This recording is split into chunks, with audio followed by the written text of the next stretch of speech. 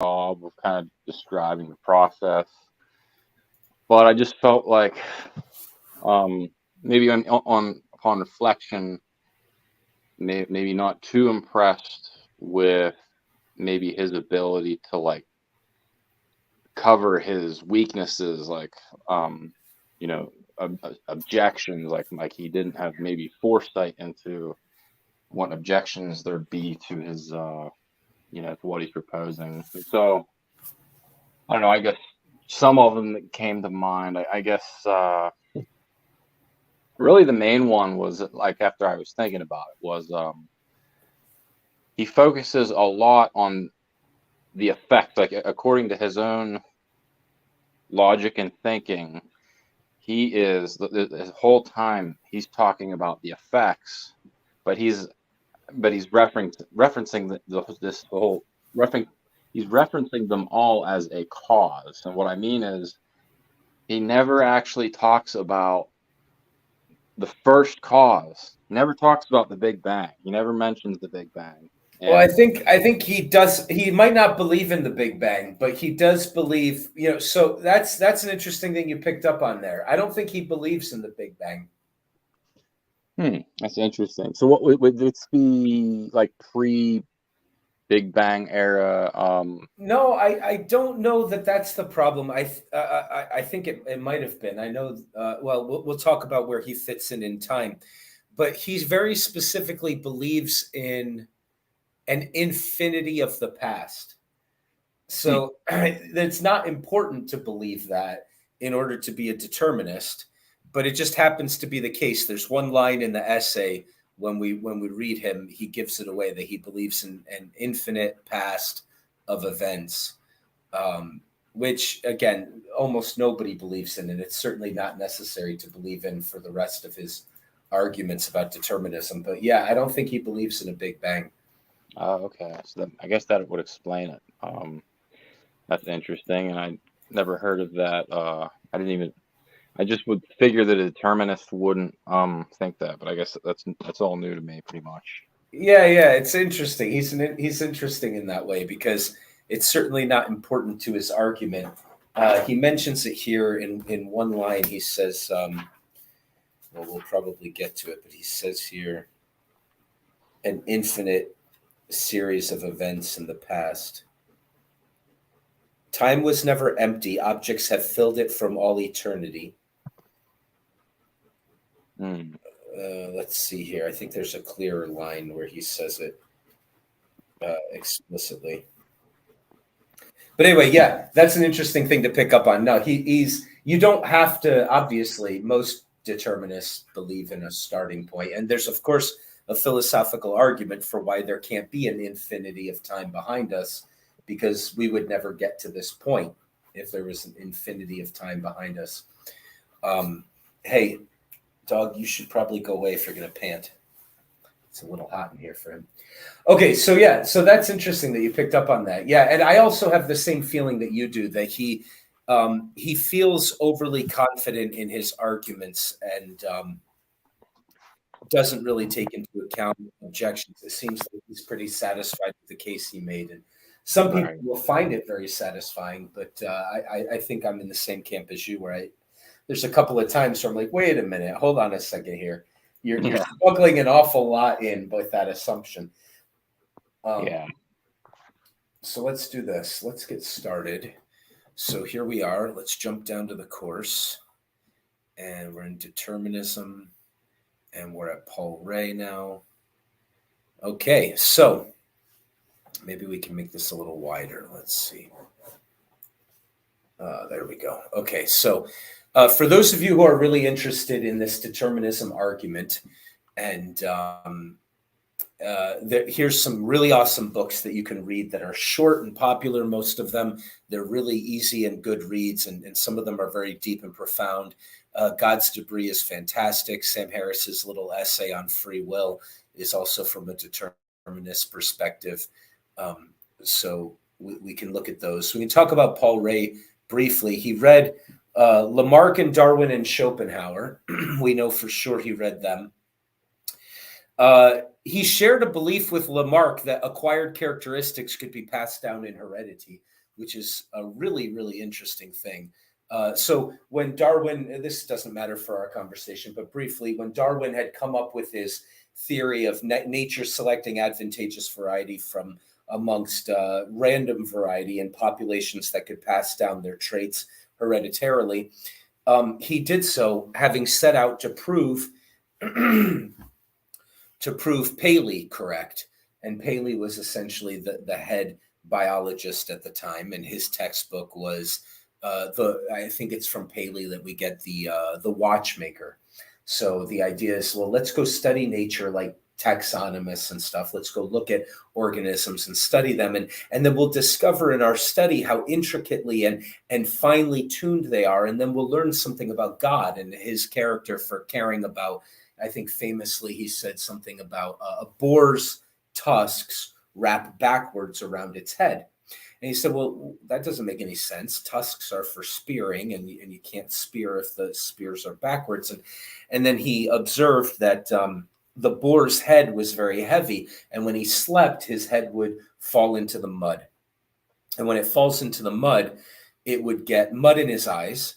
And then if a predator awoke him, he would have mud in his eyes and he couldn't run away. So what the boar would do is wrap his tusks around a tree branch and keep his head suspended while he slept. And Paley wrote that, isn't it amazing that the divine creator even thinks about the dreams of a boar? And this was the biology that was being taught and that Darwin learned. And Darwin sort of set out to prove it correct when he came up with his alternative theory. But when he came up with his alternative theory, there was another gentleman named Lamarck who had a competing theory. And so there was a lot of debates between the three camps. And as we know, Darwin is popular today. And the other two camps are mostly, they still exist to some degree, with a few eccentrics and some different types of people. But essentially, Darwin is in fashion, is all I'll say. In any case, Lamarck's idea was this, that environmental pressures cause characteristics to be acquired, so that in order to get food, the horse stretches its neck to reach more food that's higher up the tree. And then it has a child with a slightly longer neck. And then this happens again and again and again until eventually you get a giraffe. And so what's interesting, we don't have to talk about that more. There's a really great line from my favorite poem that says, a line from my favorite novel where the novelist says, as they fell through the clouds, transformations occurred which would have gladdened the heart of old Mr. Lamarck. Under extreme environmental pressures, characteristics were acquired. We don't have to talk about that anymore. But in any case, Lamarck's interesting. And what's interesting is that Paul Ray seems to agree with him on that issue. What's also interesting is that he knew Nietzsche. So Paul Ray was friends with Nietzsche. They were in a bit of a love triangle with another great thinker, Lou Andres Salome. And here is her whipping the two of them. So, we know a little bit about what Nietzsche was up to in his time. And in any case, their friendship sort of fell apart. And also Paul Ray wrote a book. He was always looking for natural explanations for moral sentiments. And he rejected metaphysical approaches to morality.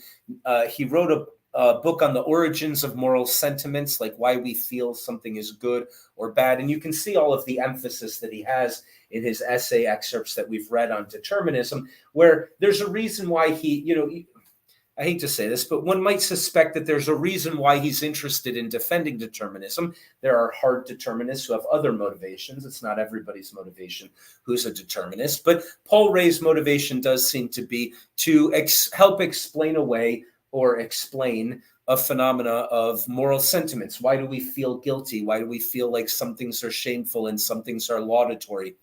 And so he's interested in that. He wrote a book on the origin of moral sentiments, a book that Nietzsche kindly disagreed with in almost every line. So I've got both of the readings of Paul Ray up there now. We're only going to discuss probably today the first three sections. In the last three, I think he talks about in the first three sections is basically his argument for determinism, and then he touches up on a couple of potential arguments and talking about moral sentiments, and then some practicality in the last three sections. So we've got some notes here on his first section. So determinism means, so we'll just go over the ideas that he discussed, and then we'll discuss it ourselves. But so determinism means, while many events can happen potentially a lot of things can happen, only those events whose causes are sufficient to make them happen ever occur. This is the position of the determinist. And the only things which occur are those whose sufficient causes were present to be able to make it happen, right? That's basically determinism writ in a different way. All right. We agree that the physical world is deterministic, Paul Ray says, right? These are notes as a summary of what he's saying. So we all agree that the physical world works that way. The behaviors of animals are different from the behaviors of stones and protons and colliding objects on an inclined plane. These behaviors are based on desire. These are psychological realities. However, these psychological realities, while qualitatively distinct from physical phenomena in many ways, are also, he argues, deterministic. The donkey will want to walk this way instead of that way, if and only if the causes sufficient to make it want to walk this way instead of that way are all present. Axiomatically, everything which happens has a cause. Right, we're recognizing this is the position of the determinists.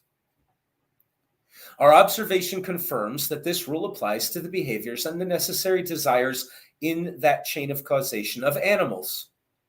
Why should it be otherwise?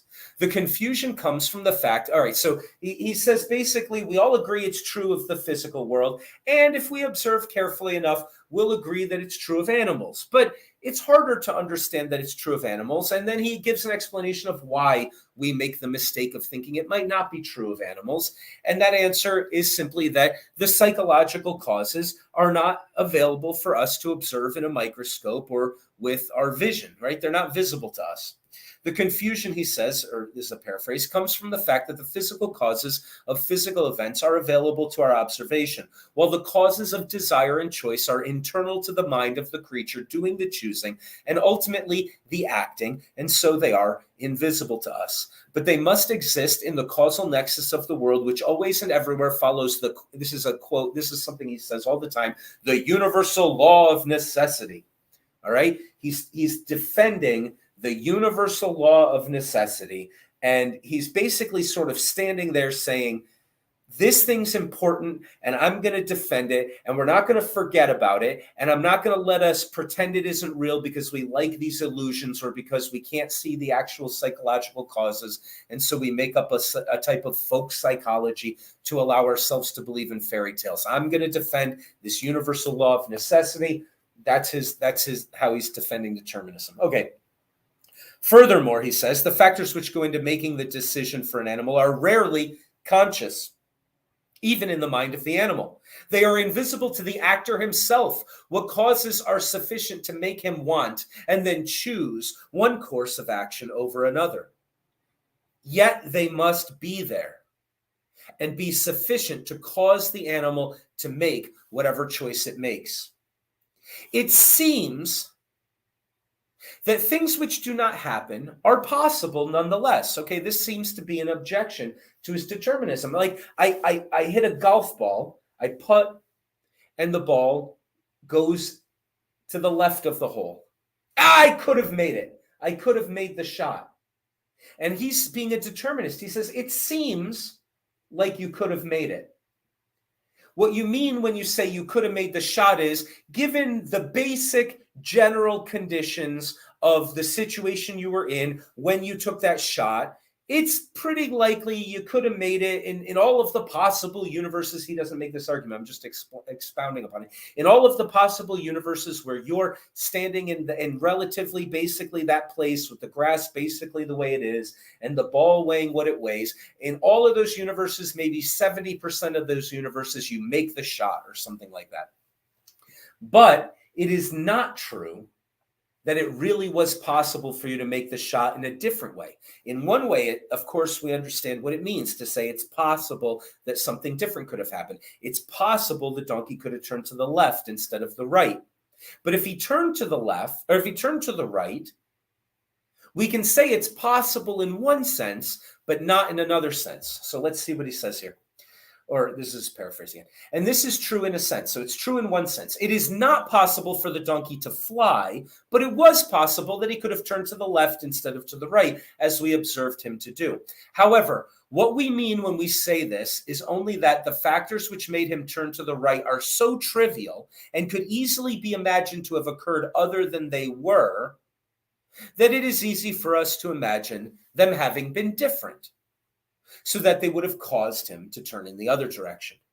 The truth is that they were what they were, right? All of those stimuli, they're all a part of the physical world, he says. And we already agree that the only way to understand the physical world is that it's all determined. So all of that stuff was determined, and it was what it was in the moment that he turned. And therefore, in that exact situation, if we knew all the factors, we would actually admit and see clearly that he couldn't have gone any other direction.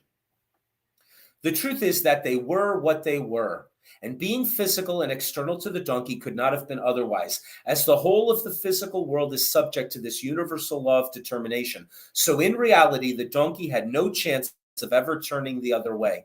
And we would see that if only we knew all the causes and understood them fully. In short, the life of an animal and all its choices are determined by its genetic makeup and the history of its environment, past and present, and nothing else. The only alternative is that the donkey, and he does say this, that the donkey is a divine first mover, sometimes at least, when he acts. And this goes against our understanding of the world and a universal principle of necessary cause. All right, we got him. All right, we got it. It's like he walked into the room and he's shouting all this stuff to defend the universal law, the principle of necessary cause.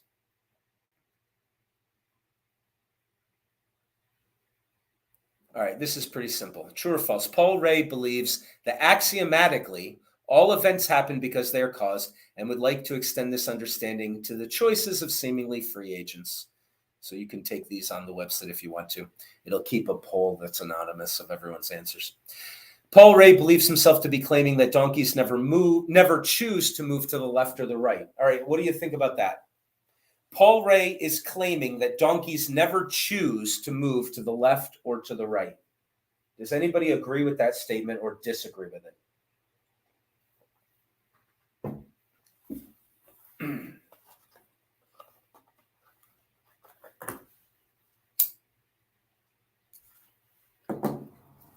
Seems to be true.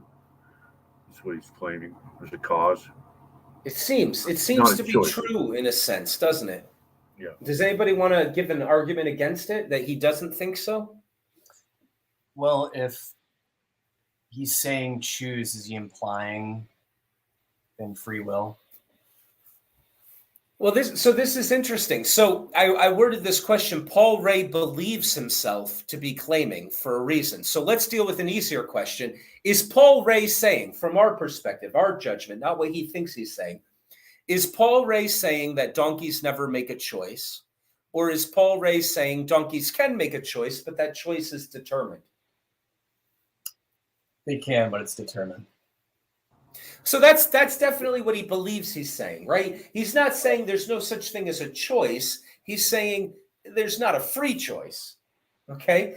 So this is a determinist. He's the first one we're reading, and he has no problem with the word choice at all. And so to say I made a choice wouldn't mean anything to a determinist. That's not a counter argument to Paul Ray to say there's choices. I'm making a choice. He goes, of course you are. You're a thinking thing with a psychology, and you're making choices all the time. The question is, could you ever make a choice different than the one you made at the time and in the place that you made it? And Paul Ray would deny that, right? So we could argue that what that means is that there's no such thing as choice. Choice is now a naked and destroyed term. It's been stripped of all meaning. And we could say, no, Paul, you don't get to claim that there are choices anymore. But Paul, at least himself, believes that he is saying, no, there are choices. Of course there are choices. They're just not free choices. Choices are determined by the causes of those choices. And those choices are another link in the causal chain, the deterministic unbroken chain of causality. And so what he calls the universal principle of causality. And so chain A, domino A causes choice B, causes action C, and they all fall because of their dominoes, and they fall in that order. So he believes himself to be claiming that, no, so I would say false there. All right. True or false? Paul Ray believes that the only alternative to determined choices, the only alternative to that is that animals act as gods, being prime movers in the world whenever they make a choice. So I think that one's too obvious. True. Right. Okay, so it's too obvious what the answer is, but let's discuss it. Is that the only alternative? I mean, like, what if somebody wanted to argue against Paul Ray and say, okay, all right, look, I know you believe that all choices are determined, but I think there are some free choices, and that doesn't require me to believe in anything supernatural. That's really what it boils down to, right? That nature itself can allow for freedom. Freedom can be a part of nature, right? Paul Ray's scientific model of the world is that there's a universal principle. The only way to make sense of any physical phenomena is to assume causality, right? So he's saying, well, I'm going to stick to that. I'm not going to let it go for anything. And then he says the only alternative to that would be to let into my world a bunch of non-scientific stuff, a bunch of supernatural stuff. Is he right about that?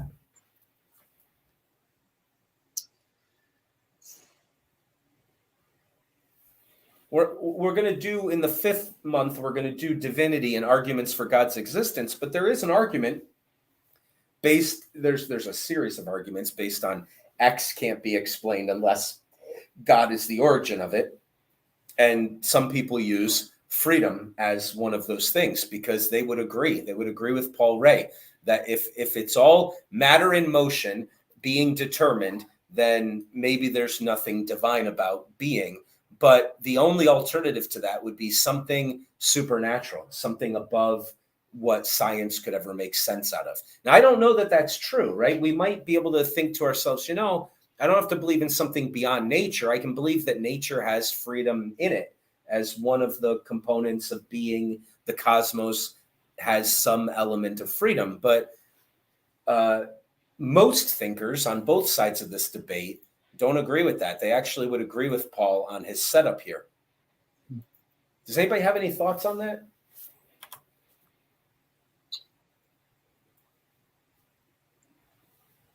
I guess something that comes to mind is an example for a choice. Like if you're throwing the dog a ball and 9 out of 10 times it gets the ball, right? You throw it, the dog chases after it, it brings it back. One of those times it grabs a stick instead. Why did it grab the stick? It felt like grabbing the stick. I don't know if that's a good, let's say, example of choice, but it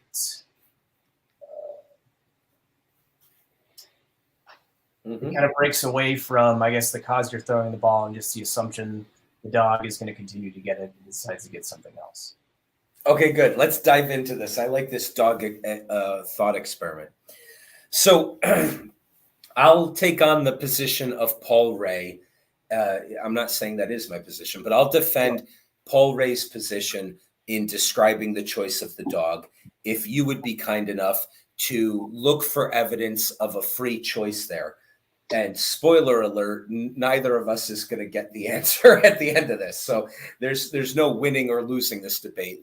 Having it is the whole point. So you say you threw the ball, the dog usually gets the ball, but one time he says, to heck with this ball.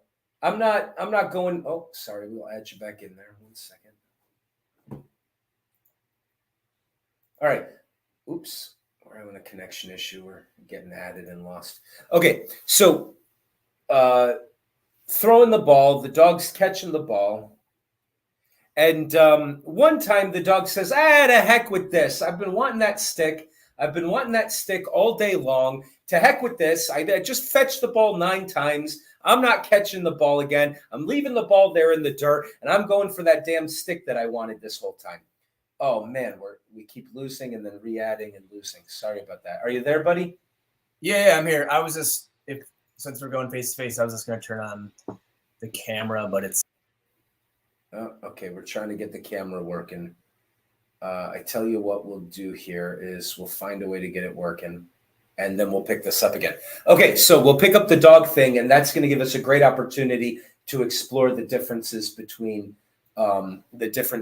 these two perspectives. So I think what's happening is you keep getting booted every time you come in and I re-add you. So if you leave entirely and come back, we'll wait for you, Savad. So while Savad is doing that, this will give us a great opportunity to try to explore, like, how would a libertarian look for choice and how would a determinist respond? All right. and then we'll move on from there. So we're going to give Savad a second to come back. Does anybody else have any thoughts on this question? It never occurred to me before, but there really is something, there's a big can of worms here, right? When we read the introduction, where Edwards and Pabst were talking about how all philosophical questions are tied to each other. We're not going to go down a string of divinity and stuff here, but they do all sort of touch each other. And there really is a can of worms that's connected here. Path, you wanted to say something? Somehow I missed that piece of text or that concept when I was reading. And I listened to you too as well. I must have been distracted twice, but the whole aspect of animals being gods if they have free will, I don't understand. Like, that's a big jump for me, So okay, so can you cover that for a second? Yeah. Let me explain that. That's good. I'm glad you brought that up. Okay, so in here, Paul Ray is talking about animals, and he says, in one sense, if we reflect upon it, if, for example, a coccy's ear to the left or the right one is determined by historical development, traced back ad infinitum. There he is, not believing in the Big Bang again. And likewise, when he stands vacillating between the two bundles, and when action, the act of feeding, takes the place of vacillation, that too is determined. The idea of the one bundle now acts upon the donkey's mind when he has become receptive to the idea of that particular sheaf. Okay. Let's see here. He says this.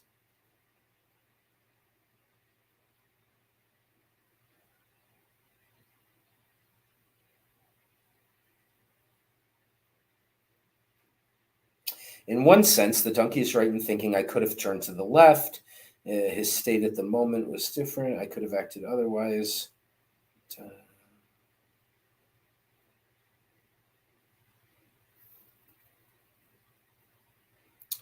I think he calls it a first cause. I think that's the word I'm looking for. You know what I should do is take the text and do a Control F in a digital format here so I can find it. He leaves open just one alter. Oh, yeah, it's got to be in this section. So hold on. All right.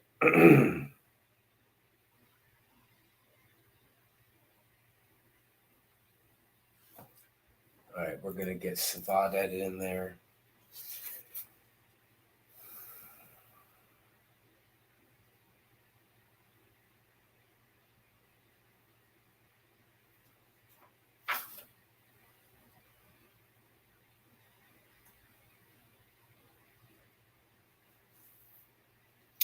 Could it be that there was no sufficient cause for the donkey's wanting to turn around, that he simply wanted to turn around?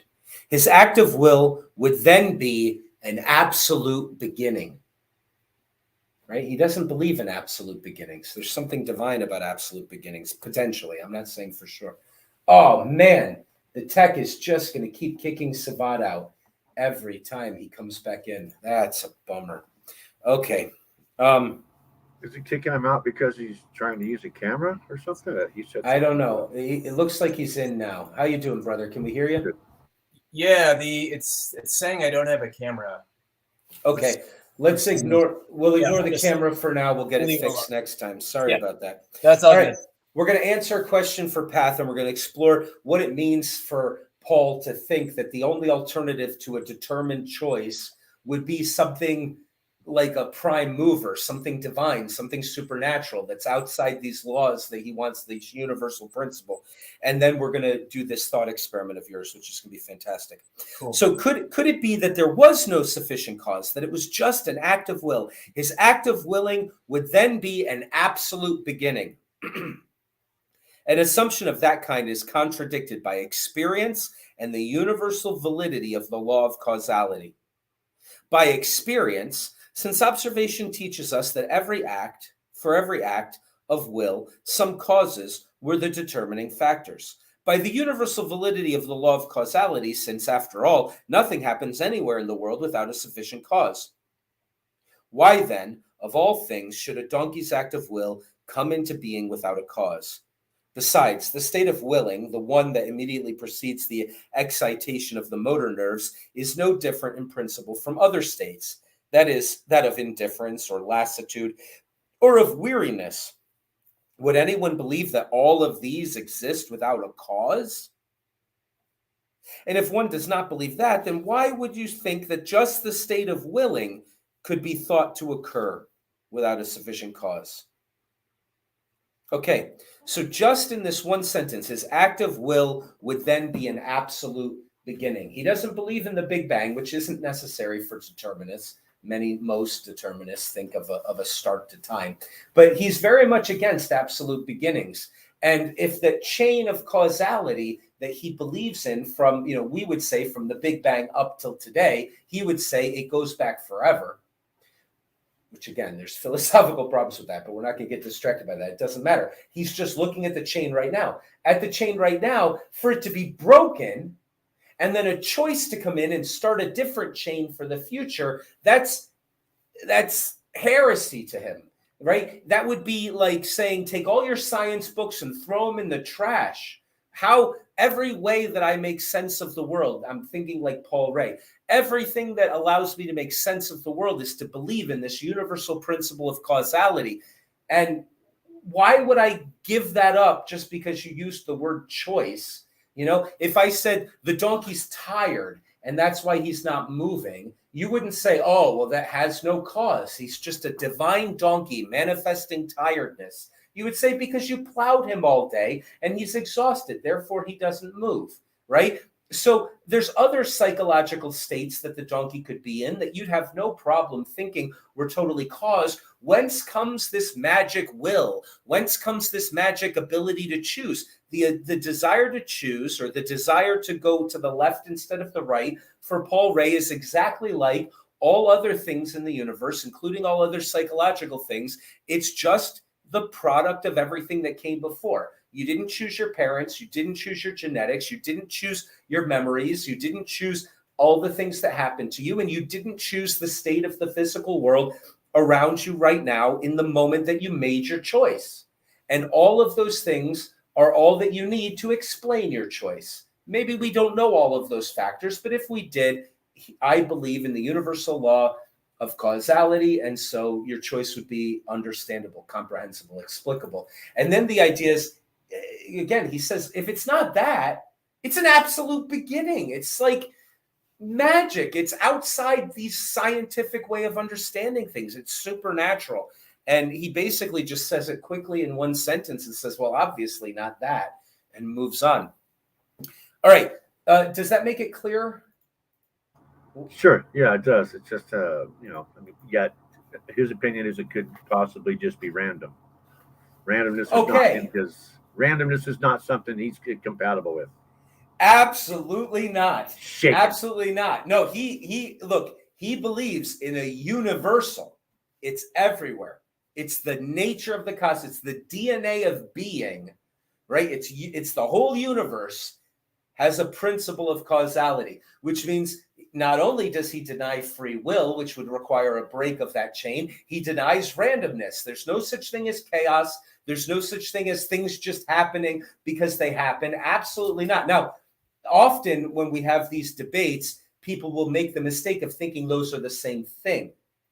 Okay. And some people actually argue that they might be the same thing, and there are arguments for it. But typically, most libertarians and most determinists say, no. Don't call my free will random. Don't say it's accidental, because then it's not me. The libertarians are like, yes, I am a prime mover. I am like a divinity. When I make a choice, the future's different because of that choice. I'm creating the future to be something based on my choice. Don't call it random. That takes away my freedom just as much as if you call it determined. And the determinists say, look, both of those are bullshit, right? There's nothing random in the world. We don't know enough, so we just assume, well, I don't know it, so, whatever. I've got folk psychology, and I call it a choice. I say something else could have happened. Maybe I call it random. It all makes sense in a certain context because I don't have infinite knowledge of everything. But if I did, nothing would surprise me. I would know everybody's choices before they knew them. In fact, I'd know them before they were born. The choice for me to use the words I'm using right now was determined a minute ago, and it was determined an hour ago, and it was determined 10,000 years ago, and it was determined 1 billion years ago. Whatever the state of the universe was, the next state was determined by what that state was, and that just continues. That's the determinist position. And so to break that is like, holy cow, what are you, a god? You think the donkey's a god that he can break something like that? That's, again, the perspective of Paul Ray. And we're going to talk, Twilight will be happy to know that we're going to talk about some assumptions he might be making here, and we're going to criticize him. But for now, we're trying to understand him. And so, Sivad, I love this thought experiment. Well, let's play this game. This is going to be a fun game. It'll give us a chance to understand how Paul Ray is thinking. If you would be so kind, we'll set up the story again. You throw the ball 9 times. The poor dog, the happy dog, brings it back every time. But every time he's thinking, this idiot keeps letting the ball get loose, and I keep bringing it back to him, and I really want to eat that stick. And then on the 9th time, he says, fuck it. I'm leaving the ball right there. I'm right next to it. To hell with that ball. I'm getting the stick. I got to stop swearing. All right. Well, I've got nephews that might want to watch these one day. All right. I'm leaving the ball there. I'm getting a stick. That's what I want to chew on. So so if you would be kind enough to pretend to be a libertarian for a moment and tell me where you find the freedom in the dog's 10%, 1/10 of the time he goes and he eats the stick instead.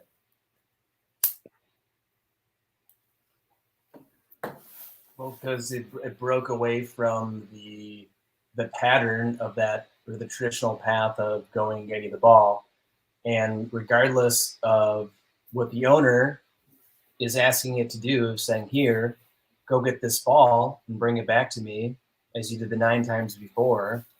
Yep. The dog looks at the ball and then goes and picks up the stick and starts. Good. I like that. That's a good defense. Great. So what you're saying, if I'm correct, I'll repeat it back and you tell me if I've heard it correctly, if this is fair. What you're saying is, look, we know all of the relevant factors that go into the dog's behavior in this setting. We set up a nice sterile experiment. I have the ball. It's the same ball. It might be a little slobbery, but it didn't change in any significant way that would change the dog's behavior. I'm the same guy. He's the same dog. I'm throwing it the same distance. All of the factors that go into what the dog's going to do. I throw the ball. Dog gets the ball, brings the ball back.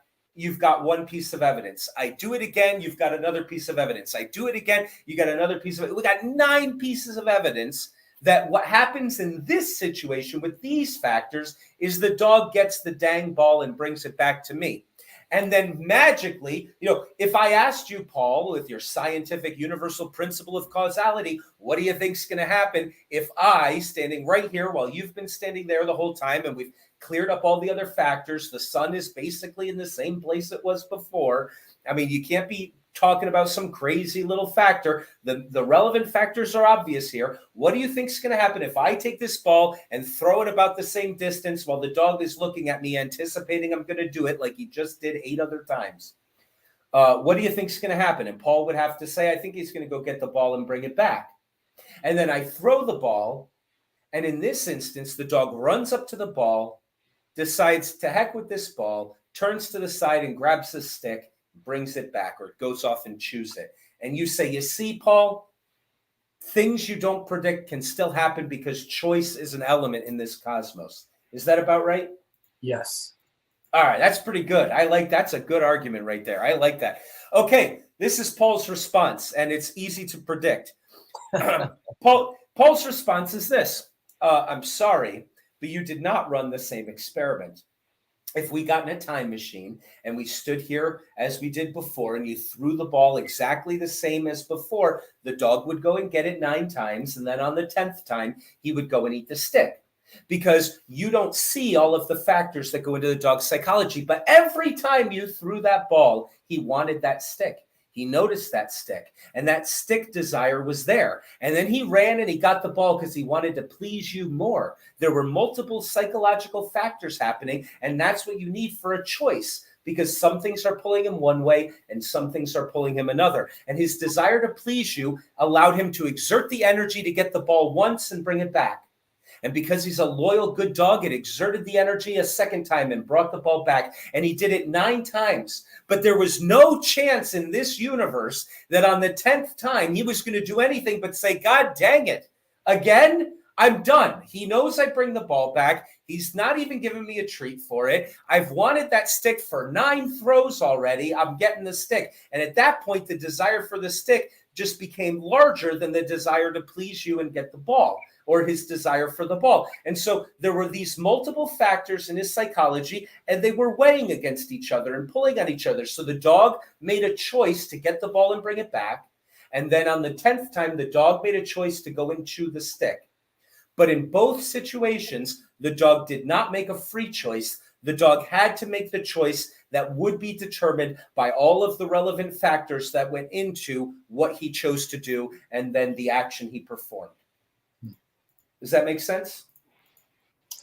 It does. And then I would ask is, how can you read the dog's mind? Good. Excellent. No, this is not going to be over in 2 rounds. This is actually something that can go forever, because there's no way to settle it with the setup we have. So good. All right. So when I said it makes sense, I don't mean we agree with it. I mean, I was at least coherent. Okay, fair enough. Paul, this annoying retard who came into, excuse me with the language, this annoying guy who came into the room who's got to defend this universal principle, he's gone and blustered again, and he's given us his defense. And your response is what? How long have you been able to read animals' minds? Yeah.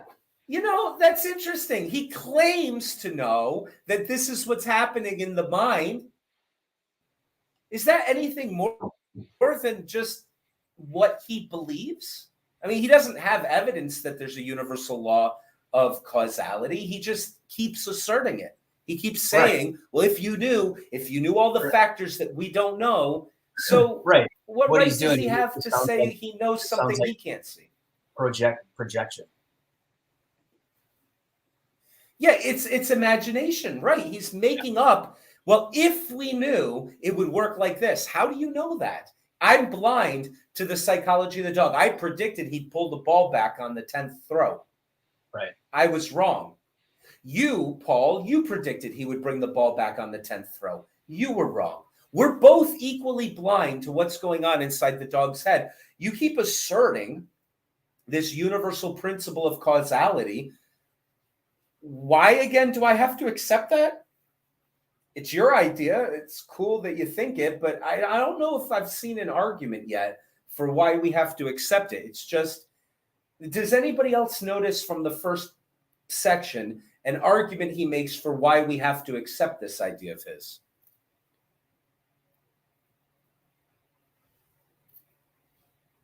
I didn't see one, and I'm not trying to be unfair to him, and I'm not trying to argue against him. You know, just I want to spend a lot of time on him. I'm not trying to dismiss him and get rid of it, but it often, again and again, even in the stuff we read today, it just seems like he keeps reasserting his faith in a universal law of causality. And there were some hints. There were some hints to an argument in here in the beginning, which I think had something to do with the idea that there's no other sensible way to think. Now, that's an interesting argument, right? So if we say, all right, he's not just asserting a universal principle of causality, he's affirming a very old and time-tested, important principle in all of philosophy, not just science, but in philosophy, the principle of sufficient reason.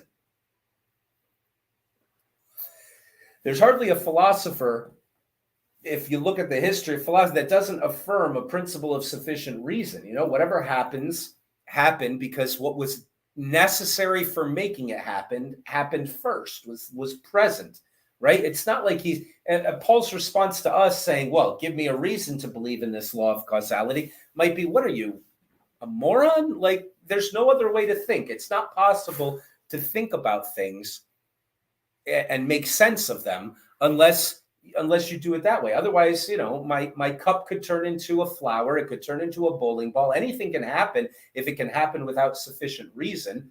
So what kind of a world is that? I mean, maybe we're in that world, I guess. Maybe we should put you in a straitjacket for suggesting it. And, you know, I don't know how you're going to function in a world where you model it that way. But any thinking person, Paul might say, who wants to make sense of things has to think in this way. I don't know if that's true. Do you guys think that's true, that it's not possible to conceptualize nature as having a principled deterministic component and also a chaotic component and a dance between the two, or that the entirety of the universe is just absurdity and you can think of it that way and not go crazy or something? Are there alternatives to agreeing with Paul's principle of sufficient or principle of necessity? Sure. Good. Give me one.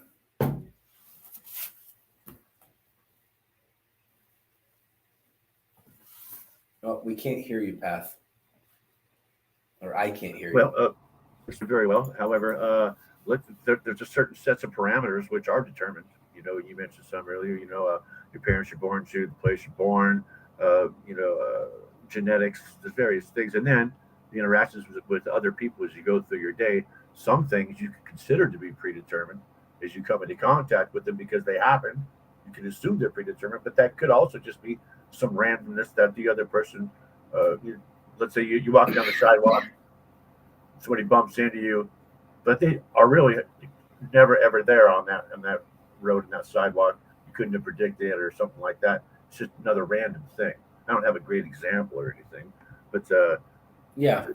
Of course, there's other ways to. So you have all kinds of things that are fairly well set and predetermined.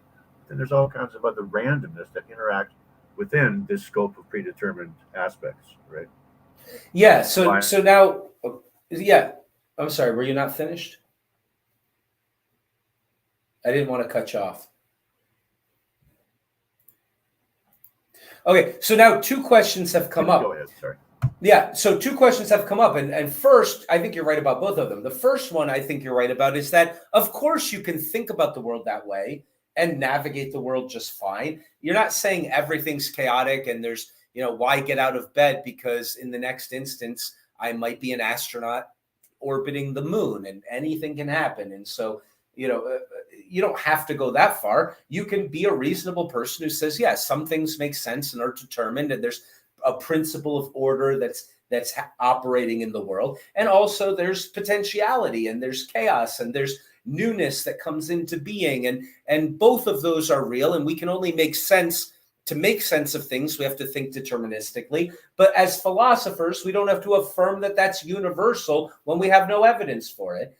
And it's like, well, what's this ordering principle going to act upon unless there's some chaos, some change, some newness? I mean, you could really actually make quite a case for that and say, look, if it's all determined and it's all the laws of physics and stuff, why didn't it get to the end of its story yet? Like, what is there to do? How is there a drama acting itself out at all if it's just a singular principle it seems like that you do need a counter principle to that. And so both philosophically and psychologically, I think a person can think those ways.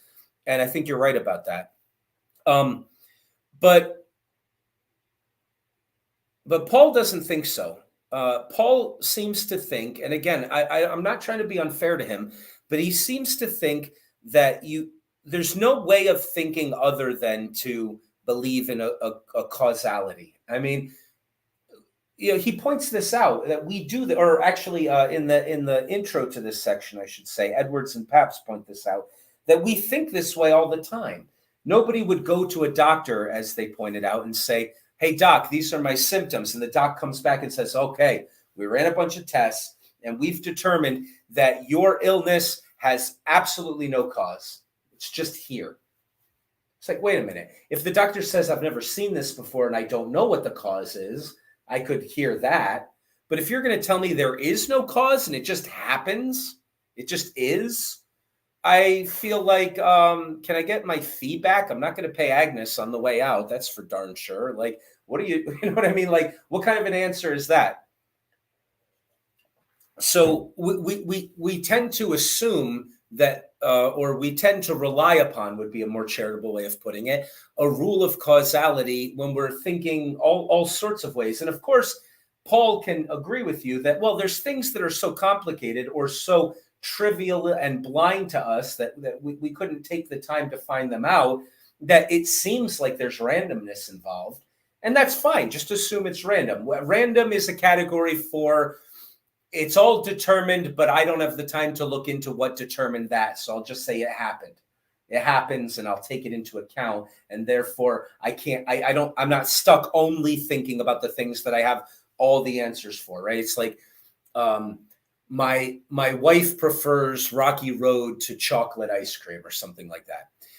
I can't function in life if I first have to prove to myself that matter exists every time I want to take that into account, right? It's like, look, that's just quirky. It just happens to be. I don't need to know all of the details of her past and her genetic makeup to understand that.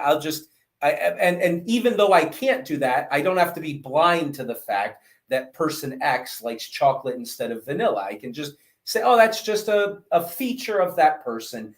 And Paul would say, well, if you knew everything about the person and everything about their past, you would know that they liked it. It's like, yeah, okay, but I can't. So I'll just say that's just a given. And that way I don't have to say, I don't know what kind of ice cream they like. It's like, well, you do know. You just don't know how that can be the case. But, there's only so much time and you have to think about other things. So, and anyway, to wrap that up, it's just that Paul's perspective is always deterministic. And he's saying, look, if you knew everything, nothing would surprise you. And then he seems to think that something magical or supernatural would have to be the case if the world wasn't describable in that way.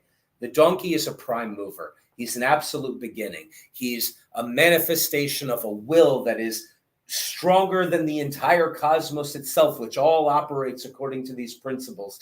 And he can make the future different just by willing. It's like there's something magic about being if the world is not deterministic.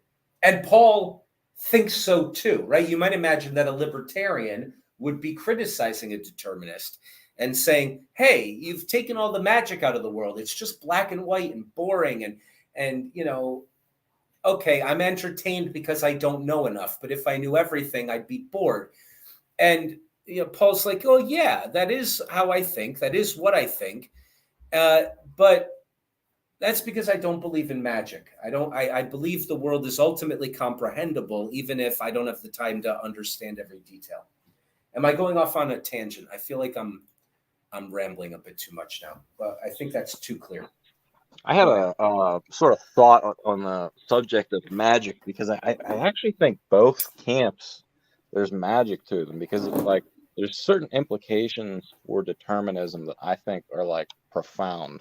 And I don't know if I have it right, but correct me if I'm wrong. But if determinism is true, and we just accept the Big Bang, wouldn't it be true that at the inception of the Big Bang, basically like what we're doing right now was determined, like at the beginning, and that like that's magic to me. Like that seems like magic. And another a line that I read in his writing was something along the lines of like every thought is like a necessity. Like every thought, it's like just every, I have it Yeah. somewhere. It's yeah, every thought exists as a necessity. I just think I don't know, that just seemed like every random thought I have, which are many, they are like, I don't know, it would blow my mind to think that at the inception of the Big Bang, like that thought was like, predetermined. It's like a random thought. So I don't know. In a way, Yeah. to me, they both almost seem like magic. I think so. I think so. I think that I think you're absolutely right about that. There's something about, well, the Big Bang or God who caused it or whatever, you still get the magic, right? The magic is what allowed all those ingredients to perfectly be there to set up exactly what we have. Now, there's some determinists who say, look, it's not perfect. If I roll 1,000 dice on the ground and they all show up with, this many sixes and that many fives and this many threes and that many fours in exactly the arrangement they arrange out to be, I say there's 1 in a trillion chance that they would have landed just like that. But also there's a 1 in 1 chance that they have to land somehow, right? So there are certain determinists who say, look, it's not magic. It's just something has to happen. And so it looks like magic to you because you think, whoa, look at the pattern I'm seeing, or look at how it perfectly laid out exactly the way it is. It's like, well, it didn't. If it had been different, if the factors had been slightly different, the dog could have run 10 times, and then on the 11th time you would have grabbed the stick. You wouldn't have thought there was magic happening. If you were, or you would have thought just as much that there was magic happening in that world as in the other world. But there, it's just, you throw the dice, they got to land somehow. However, there are determinists, and there also are fatalists who say, this God thing you're looking for, it's the cosmos as a whole. It's the entirety of being. And so, like you rightly point out, there's a way of, it's almost attitudinal, but there's a way of seeing majesty and wonder and magic, as you point out, in the deterministic perspective. It's similar to the idea of the Christians have this idea of a God outside the universe. He's outside time. He sees all of time in front of him. He's like, it's on his workbench. He's a carpenter. So on his workbench is all the states of the universe, and he's outside of it. It's like the determinist is almost trying to have that perspective. And there's something magical about saying, well, this whole thing, I can still affirm it or be happy about it or whatever. But it's definitely works like a clock. There's nothing that's going to surprisingly happen at any point along the line here. So you make a really, really interesting insight, which is the temperamental response to these ideas is open for variation. One person could agree with determinism and become very depressed. One person could agree with determinism and feel fatalistic, like, what's the point of being?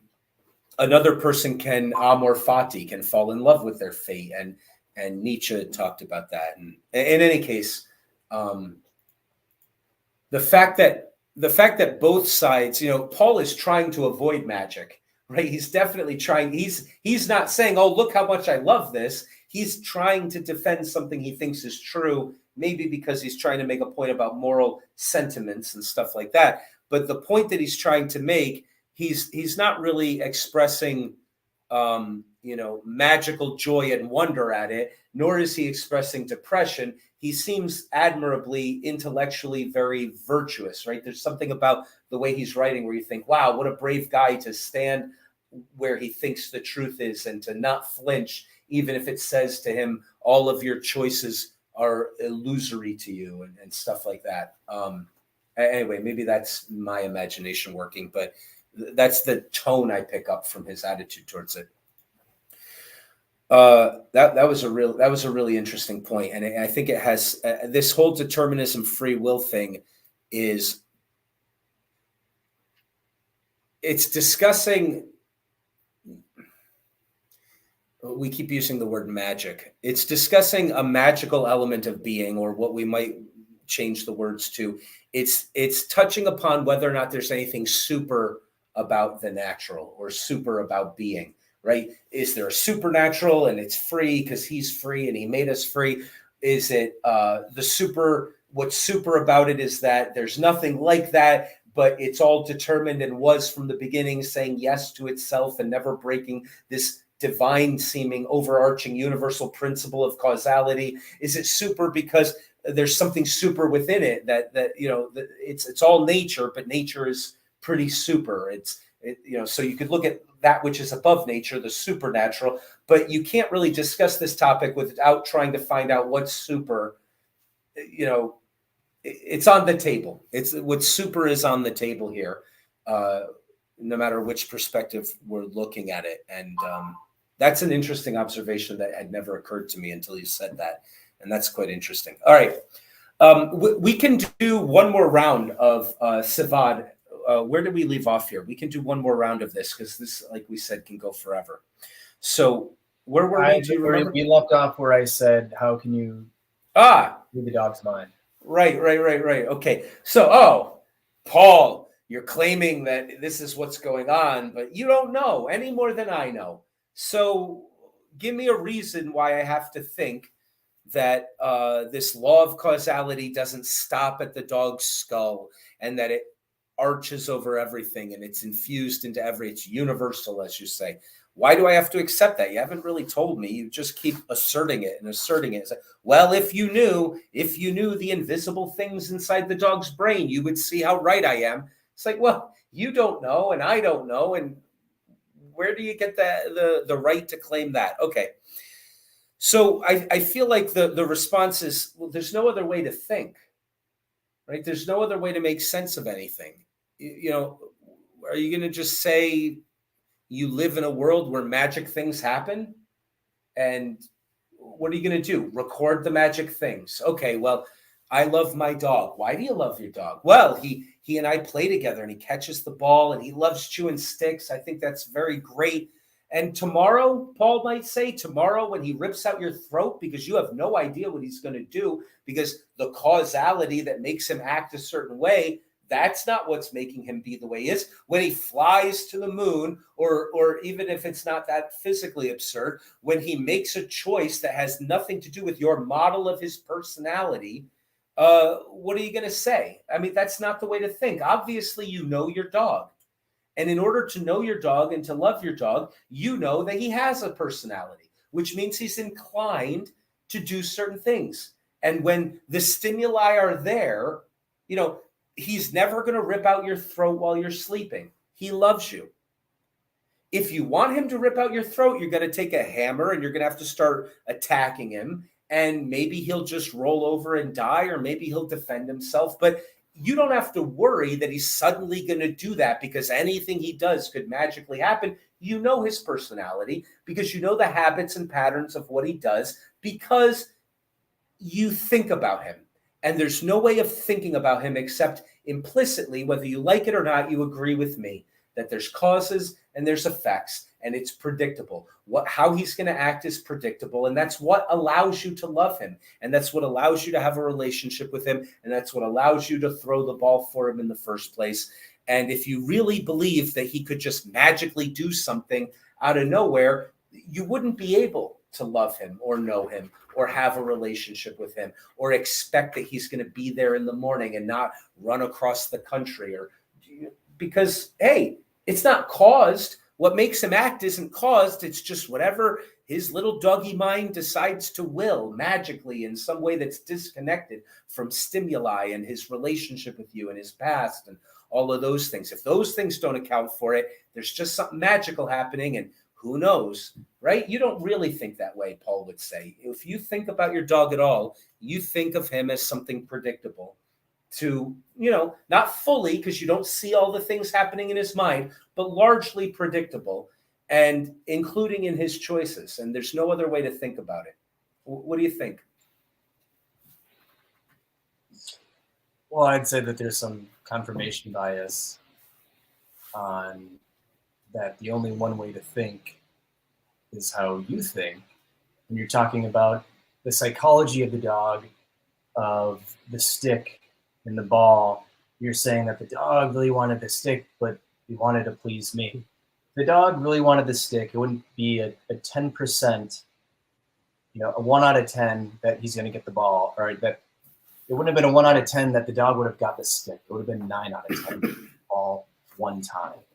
And simply because the dog decided to get the stick that one time isn't magic. There's nothing magical about that. It's simply because that's what the dog chose to do at that point in time. Why? Why did he choose? Well, I can't read the dog's mind like you can, but I would say, who knows? Well, wait a minute. I can't read, but that's what the dog did. See, I can't read the dog's mind either. But why would you want to read his mind? What do you think that if you could read his mind, you'd be able to predict what he was going to do?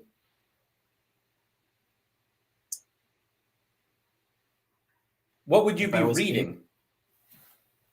Would you be reading something like those desires I was imagining existed in there? Or would you be reading some sort of God-authored script of the internal monologue of dogness where he says, and now I shall want this instead of that?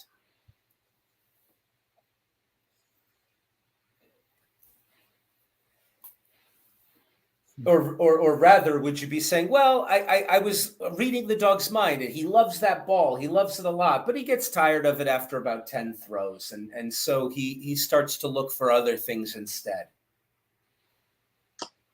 If you read that, you'd be agreeing with Paul, right? If that's what was going on in his mind, then those are causes based on his temperament and the triggers around him that explain why he did what he did.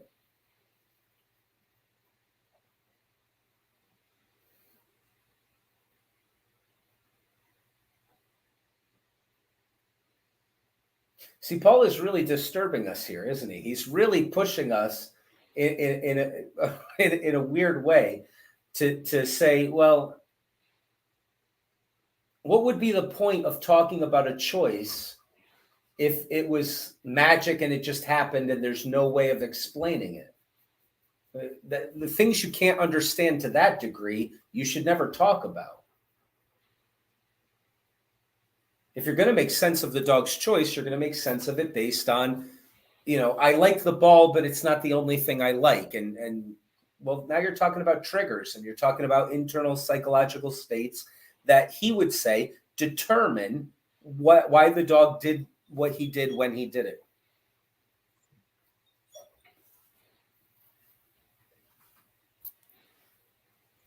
That's a bummer. Maybe I'm misreading, but does that make sense?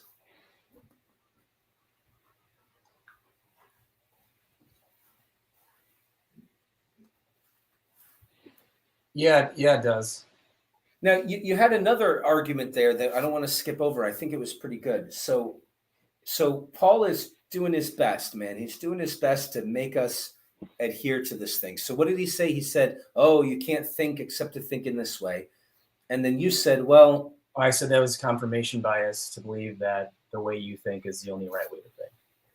Okay. I think it could be, by the way. I think you really could be right about that to believe that there are personalities and characters and free choices in the world is Paul has not given us a reason why we can't believe that that's the case. I mean, well, right. And then you can say, well, if this is the only right way to think, how are you the only person? Is it magic that you came up with this and nobody else? Well, Paul's annoying answer to all of that is I was determined and you're determined to disagree with me and be wrong. Of course. He says that in the passage. He says, well, if you think there's such a thing as freedom, that's because your constitution and your nature, and you didn't choose your genetics, and you didn't choose your parents, and all the experiences you've had have pushed you to a wrong opinion, and you're determined to be wrong, and that's fine. And I'm determined to be right. He does say that. Now, there's something interesting about that, because there's an instinct about a hat trick that's happening in that moment, right? If you push it that far and you say, wait a minute, Paul, you only believe this because you're determined to believe this. So right. Do I still have to believe that you're right if that's the reason why you're saying it to me? It's I wonder how he would respond to something like that. Because I don't think he like Twilight said, he doesn't really seem to anticipate the types of objections that might come up to his position. But that one seems like an interesting one. Mm-hmm. What would Paul say if somebody said, look, man, I agree with you so much that I'm sure it's not worth listening to anything you have to say, because you're only saying it because you were forced to say it by the cosmos. And that's not a source of truth as far as I'm concerned. Well, what would he say to that? I mean, you could say, what type of philosophy is that? What type of philosophy is it to deny that? To not even have a debate or conversation. I mean, isn't that what philosophy is? Well, okay, but is Paul maybe destroying the underpinnings of what makes philosophy possible? Right? Let's agree with it. Let's embrace and amplify what he's doing here. Let's see if agreeing with him so much makes the whole thing crumble. Okay, right. Paul, when a rock falls down a hill, I look at the slope of the hill and the friction of the grass and the rock and the way it's sitting there and the effects of the weather on the rock and all of this stuff, and I see that it rolls down the hill. I don't think the rock rolling down the hill is a source of truth for me. It could be true that it's rolling down the hill, and I could be right about why, but the rock isn't telling me other truths beyond that. You, Paul, are a rock falling down a hill. That's what you are. According to you, I agree with you. You're nothing but a determined robot that has to fall based on all of the factors that go into why you're sitting where you're sitting and then why you're falling when you're falling. When you tell me determinism is true, you can do no other. And I don't think that that's a reasonable thing to rely upon if I want to know what truth is. Listening to you, your own voice, if I agree with you that it's coming to me like a rock falling down a hill, why should I think anything you say is true? I don't know what he would say to that. I mean, I can try, but let's try to respond to that and then see if it forces him to maybe get back to Twilight's magic element that has to be somewhere, right? Well, I am the product of my past and my culture, and it's a very high culture and it's a very educated culture. And so lots of people have been trying to get to the truth and arguing with each other in a system. And I just happen to be privileged to be in a position where the next step that was necessary was the one that got us here. But culture itself is aimed, without any free individual doing anything, it's aimed at something larger than itself. And so luckily I happen to be a part of that. And so you can trust the system, even if I myself could do no other than to argue as I'm arguing. What does that imply? If he were to resort to that, I mean, we're really speculating because he's never even considered the objection, it seems.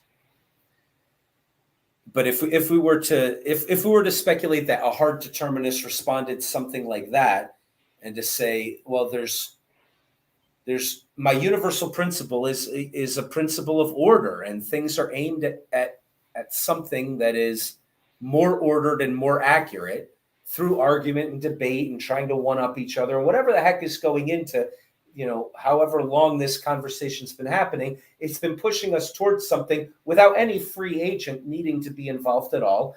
And it's getting us to this truth that we're finally discovering, that we're robots in a machine.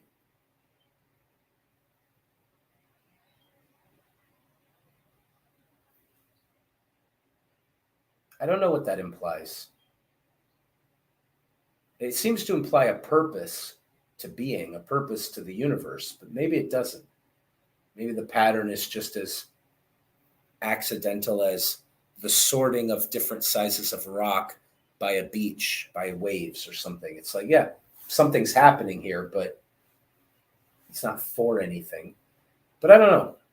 Maybe we should leave it there because we've gone beyond anything Paul is saying, but that's worth contemplating. Is even if that were true, what would it say about the nature of the universe? All right, let's do this. Some of the reasons why it seems that choices are not determined. All right, so Paul gives us two reasons why it seems like choices are free when they're not. The causes of a choice are numerous and subtle and cannot be accounted for in everyday life by a single unaided observer. All right, he does say that. The causes of a choice are subconscious and often invisible even to the mind making the choice. He says that as well. It is reasonable to say that the agent might have chosen otherwise, even though this is incoherent were we to know all the factors. The only reason that's coherent is that we don't know all the factors. Yeah, okay. I think we can go with that. He says something like that. Because choices are independent of external causes, and the agent moves the world in unique ways which could not be traced, even in theory, to determine sources. Okay, that's obviously the opposite of everything he's saying. So let's just move on. Does anybody want to share anything else or bring up a question or say anything else about that first section where he says, look, the physical laws obey a universal rule of causality, and so do the choices of animals, which are dependent upon invisible psychological causes in part, but nonetheless obey exactly the same rules as the physical universe obeys. If not, I think we take a short break. We'll have another simultaneous sip if anybody wants to. Let's dig in deeper. All right. In his second section, he is, of course, going to argue that human beings are the same as these donkeys he's been talking about. In summation, the same applies with man. The same with man applies. Man's every feeling is a necessary result. There's always a cause behind whatever psychological state motivates my feelings or actions. Causes resulted in my eventual birth in time, with the particular qualities which define my character and personality. Causes in the physical universe account for all of the things that happen to me in my life to shape this raw material into what it is now. Sufficient causes make this shaped character feel the way it does now and account for the decisions I might make. Inborn characteristics are the result of a series of sufficient causes, and so do not transcend this universal rule of cause and effect.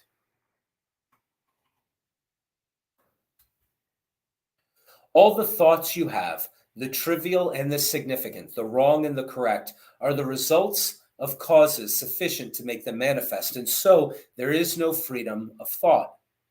If you are inclined to disagree with this, it is because sufficient causes to make you inclined to be wrong on this issue account for why you feel this way. Actions are just the externalization of sensations and thoughts. So they are also as much the result of determined causes as those thoughts and sensations are, which we already affirm as totally caused in this way. The subjective causes behind a man's motivations are the state of his liver, the particulars of the way he was constituted genetically and shaped historically, the imagined consequences of his considered behaviors, etc. The objective causes have to do with the proximity of other persons or objects, the temperature around him, the noise level of the wind, etc. These two taken together, the subjective causes and the objective causes, those together are all the causes that go into every choice a man makes. For man, this is a quote, for man as well as for animal and stone, there are at any moment innumerably many potential states. whichever of these potentialities takes place, must have had the sufficient cause present in the world to make it be the one that takes place, and nothing else could have taken place.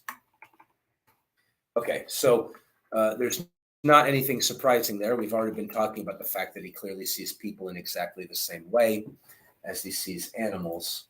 But now he's explicitly said it, and he's told us, again, he's doing it by exploring. He's saying, look.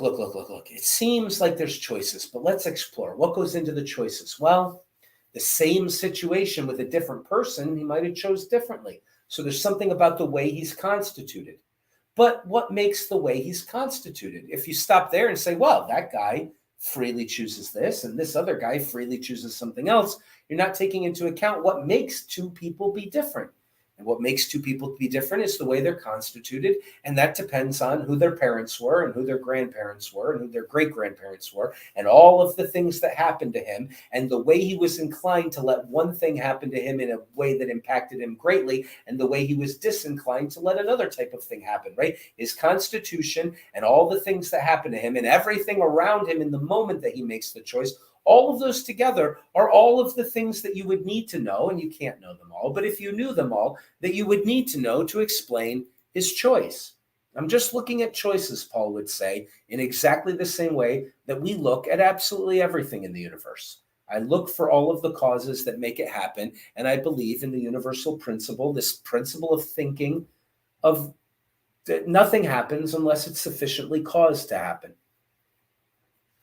We've already actually had a really interesting conversation where I didn't expect us to explore that you don't have to think that. You really can, I think, have a model of the world that includes freedom, which has been discussed previously when we looked at this. So why don't we move on? Because he's not saying anything that's surprisingly new to us. We kind of already knew where he went there when we were talking about the last section. So this is interesting. He gave away the fact that I think it was Twilight, maybe Savad pointed out immediately at the very beginning that he doesn't seem to believe in a Big Bang. This is completely incidental. It does not matter.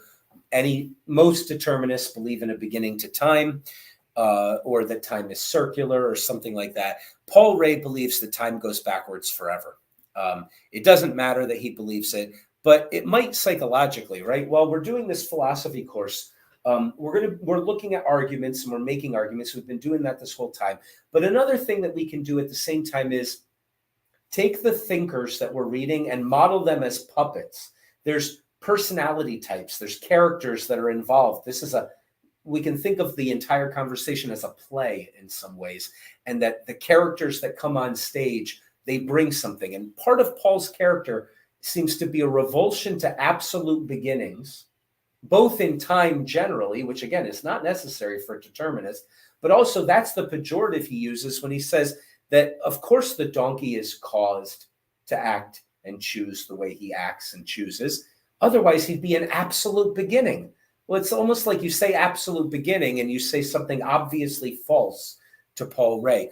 And that might give us an insight into the type of character that he is. Which is interesting because, as everybody's already, I think as Twilight pointed out, wait a minute, there's something about an absolute beginning and destiny and fate that's all tied into this deterministic perspective. It's so interesting that Paul would have an opposed impulse to the one that seems so natural to a determinist. Anyway, we'll put that aside and puzzle about it a little bit. Let's do this one on a deeper level. All right, Paul Ray believes if we knew all of the factors that go into making a human being, all of their past experiences, all of the stimuli to which they were subjected, we would be able to predict exactly how they were feeling at any moment, as well as everything they're about to do.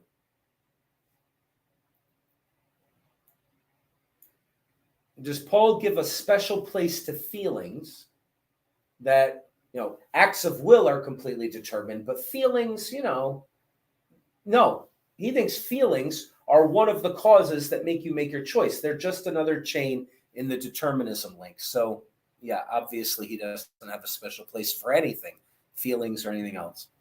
The relationship between sensations and thoughts and actions for Paul Ray is best described as this. Okay, So this is a little bit of a deeper question. So he mentioned sensations and thoughts. So he could think that they are incidental to the actions a man takes. His actions are determined by physical causes sufficient to make him act. And sensations and thoughts are kind of like dreams he makes up after the fact to tell himself a believable story about why he acted the way he did. Is that what Paul Ray thinks about sensations and thoughts? Or does Paul Ray think sensations and thoughts have an effect on the choices a man makes? But they are just one set of factors. A man makes war against or cooperates with these forces before ultimately making his own free choice to act as he wills. Okay, obviously he doesn't think that one. Sensations and thoughts are incidental to the actions a man takes. His actions are determined by random chance. The sensations and thoughts are excuses he makes up afterwards to give an accounting to himself or to other persons as he exists in a social milieu. Somebody asks, why'd you do that? Oh, I felt like it. And he just makes it up after the fact. Or sensations and thoughts determine what actions a man will take. When they are sufficient, the action follows of necessity. When they are not sufficient to cause the action does not happen. Right? In other words, sensations and thoughts cause you to make the choice you make, and then the choice you make causes your actions. The sensations and thoughts are determined by where you are and how close you are to certain things and what happened to you in your past, right? So everything physical and historical and in your constitution go into determining what your sensations and thoughts are. Your sensations and thoughts, those determine what choice you decide to make. Decide, but not freely, right? Choice is a part of the chain. It's just one of the links in a chain. His argument isn't that it isn't there or that the sensations and thoughts are incidental. That the sensations and thoughts are caused, and they're also the cause. Everything's a link in a chain. They cause the choice causes the action, they're caused by other things, right? So it's pretty clear that that's his position. Now, you don't have to have that position, right? You can be a determinist. You can be a determinist like Paul and believe either of the first or third one, right? Well, no, you can't believe the third one because that's affirming random chance. So you can't be a determinist and believe the third one. But you can be a determinist and believe the first one. A determinist doesn't have to agree with Paul on this. You could be a determinist and say, no, all your choices are determined by physical causes. Your sensations and thoughts, they sort of float above everything you're doing. You're a robot, but you're a robot that tells yourself a story about why you're doing things. Paul doesn't think that. Paul thinks you have feelings, you have thoughts, you're a robot that has feelings and thoughts, right? He's not taking that away from you. In fact, you're a robot that makes choices. You make choices because of your feelings and thoughts. Your feelings and thoughts happen because of all the other things that happen to you and how you're constituted, and you didn't choose any of those things. They're all determined, and they determine your feelings and thoughts. Your feelings and thoughts determine your choices, and your choices determine what you're doing, and that affects other things that affect other people's choices and blah, blah, blah, right? So for him, the feelings and thoughts are one of the links in the chain, and the choices are one of the links in the chain. And so he's not actually denying those things. You can still have your feelings, but they're determined. You can still have your choices, but they're not free. Okay. I answered it just because it seemed too obvious what the answer was, and I feel like I might be insulting someone. Okay, true or false? Paul Ray would likely agree with the following statement. There are many potentialities, only one actuality. And what is actual is determined. Okay, well, yeah. So you might imagine that a determinist would say, no. Potentialities are false. There are no potentialities. There's only what is, and that's determined. Paul says, yeah, there is what is, and that is determined, but there's a difference between the dog could fly to the moon and the dog could bring back the ball versus bring back the stick, right? The word potential still means something to Paul. Maybe he has no right for it to mean anything. Maybe if we pushed him, he'd have to give that up or something. But some determinists might not agree with him on this, but he believes that potentiality is a term that makes sense and you can talk about potential realities, but the actual reality is determined, and it couldn't be otherwise, which sounds like a contradiction. Paul knows that, right? He's explicitly saying it. So it's not a contradiction where you caught him with his pants down. He's very carefully saying, I'm affirming this and I'm affirming that. Now, maybe there's a contradiction there, and maybe we can push it and break it and say, Paul, you've got to be more of a fatalist than that. But he's not doing it unawares. He's specifically saying both of these things because usually you would think of them as a contradiction. Usually you would think, well, you can't have a choice if it's not free. He says, no, you can. You have a choice. It's determined. But it's still a choice, but it's determined. And most determinists, or maybe not most, but most times we would imagine a determinist or a libertarian would say, that's crazy. You can't say there's a choice. There is no choice. Choice means freedom to the libertarian sometimes. Well, Paul says, no, there's a choice. It's just not a free choice. It's just worth pointing out, he's a sophisticated thinker. He's careful. He could be wrong and it could be absurd. And, it's not like I agree with him, but it's worth noting those things. All right. Determinism and willpower. Okay. So now 3, 4, 5, and 6. So next time we meet, we'll talk about 4, 5, and 6. But we'll get a taste of it with 3. Now that he's made this case and he thinks he's made it so convincingly, we'll stop and we'll have a discussion. How convinced are you? What's your response? That type of thing. And then before we wrap it up, we'll look at section 3, which is obviously him anticipating some attacks, right? He's already been doing that. Oh, you imagine there's freedom. I can explain that away. Well, I've got to explain away a few other things, right? And so willpower is going to come up. What of the person who objects about willpower? Yes, Paul, I feel like I'm forced to do this, but if I really dig down deep, I can find the power to resist all the things that would cause me to do this. And so he's going to give an answer to that objection. So before we go into that, let's that's section 3. Let's go back and just open it up for general discussion, and then we'll very rapidly look at what he does in section 3, and then we'll come back next time to do sections 4, 5, and 6, where he's going to do something similar, try to tighten up his argument a little bit. Did I misread Paul in any way? Have I presented him inaccurately? I mean, you should jump up right away and interrupt me if I do. In future classes, if you feel like, wait a minute, I don't think you're expressing that properly, there's no way to raise hands here. Just start interjecting and I'll shut up. Is anybody feeling like, man, this Paul guy's so brave and intellectually honest, and I feel like I want to know more about these arguments, and he seems to have lived a fine life while believing in this, and I want to go down that road and help strengthen it. Is anybody feeling like, I think he's the devil? Who the hell would say such a horrible thing? I'm disturbed to even think about it. I mean, how are we reacting? Yeah, no, I think you accurately portrayed it, at least from how I understand it.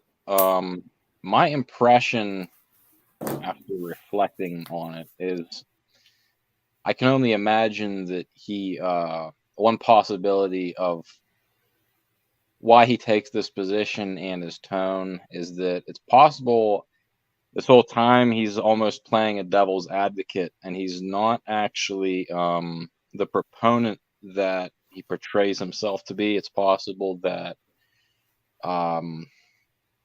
he might, or at least he might on some deeper level take a more libertarian position, or maybe he wants to take a libertarian position, and he's almost putting up this front and with an arrogant tone, almost for the purpose of attracting an effective counter argument that could make him believe in the inclination that his libertarian inclination that he wants to have, but he needs almost somebody to come along and best his devil's advocate argument that is preventing him from believing in this inclination. It's just like this intuition that I get, because sometimes I have this tendency myself to I want to believe a certain way, but I don't sort of have, like, I know someone else out there has the better Sure. goals, and so in order to attract that, I can be arrogant the other way and get somebody to knock down that argument with the better reasoning. Okay. You've done it twice in this session alone. What an awesome opportunity. We're going to talk about something great here. There are philosophy classes where people will say this to what you just said. And I'm gonna say what they're gonna say, because I'm gonna knock that down and say, in this class, we're gonna do exactly what you just did. There are people who will say, well, how disrespectful to the philosopher. Oh, I would hate to speculate about what's in his mind, because you might be accused of projection, and perhaps you're making up a story. Look, the guy's making an argument. That's what he believes. Deal with that. And that's all there is to it. Just read the black and white on the page. And so that's a response that some people have. And that's maybe the majority of philosophy classes might say something like that, perhaps, if they're serious. I say rubbish to all of that. We're going to do exactly what you just did. And we're going to say to ourselves, okay, two things. One, we have to deal with his arguments, whether he believes them or not. We're not doing philosophy if we don't deal with his arguments. I don't think you suggested that we just ignore his arguments. I don't think you suggested that for a second. So the first thing we're going to tie ourselves to philosophically is we have to deal with the arguments. No ad hominem, no changing the conversation to the guy who said the argument. We'll just imagine a better guy if you can't get over his tone or something. We're going to do that for sure. However, Nietzsche once said, I've been a psychologist the entire time I've been doing philosophy. I've always, I judge the philosophy by the philosopher, and I judge the philosopher by the philosophy, is a way of phrasing that. That's not his phraseology, I don't think, but that's a way of phrasing the idea of saying, wait. Abso-freaking-lutely, it's possible to try to make sense of the motivations behind why somebody's making the case that they're making. And one of the more sophisticated ones is the one you brought up, which is he's hoping he's wrong. He's hoping that if he makes a strong enough case, someone will show him why he's wrong. Now, we're going to do two things at the same time. One, we're not going to assume that about him. We're going to deal respectfully with exactly what he says as if he believes it. And then we'll say, well, maybe I'm too weak to face these truths, but he was brave enough to face them, and he means what he's saying.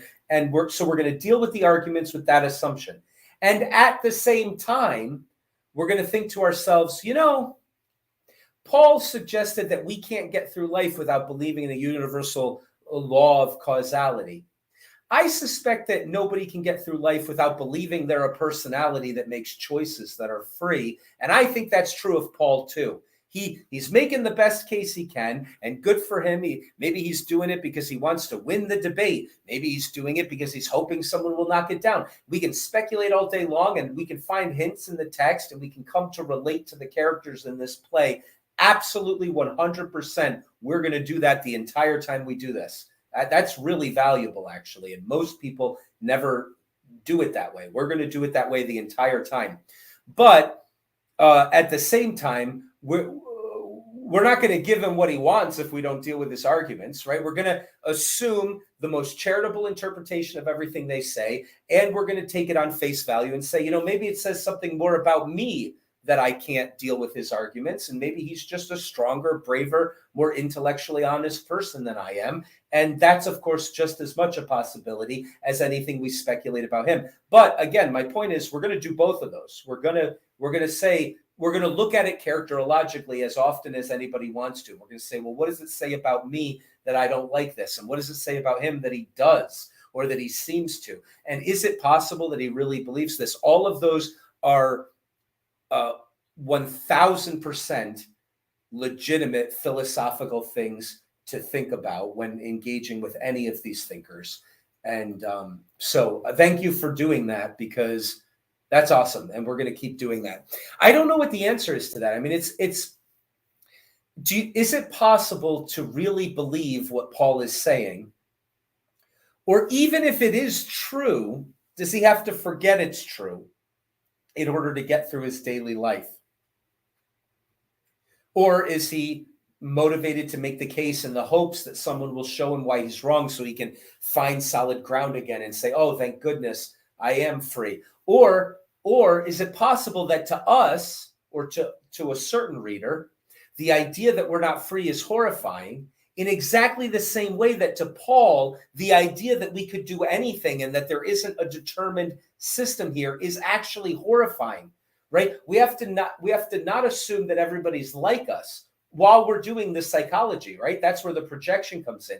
What if it's possible that somebody could be horrified by the very opposite of the thing that would horrify a different thinker, right? I'm not saying any of those are true. I'm saying all of those are available to us while we're wrestling with what he's saying and with what any of the contributors are saying that we're going to be reading.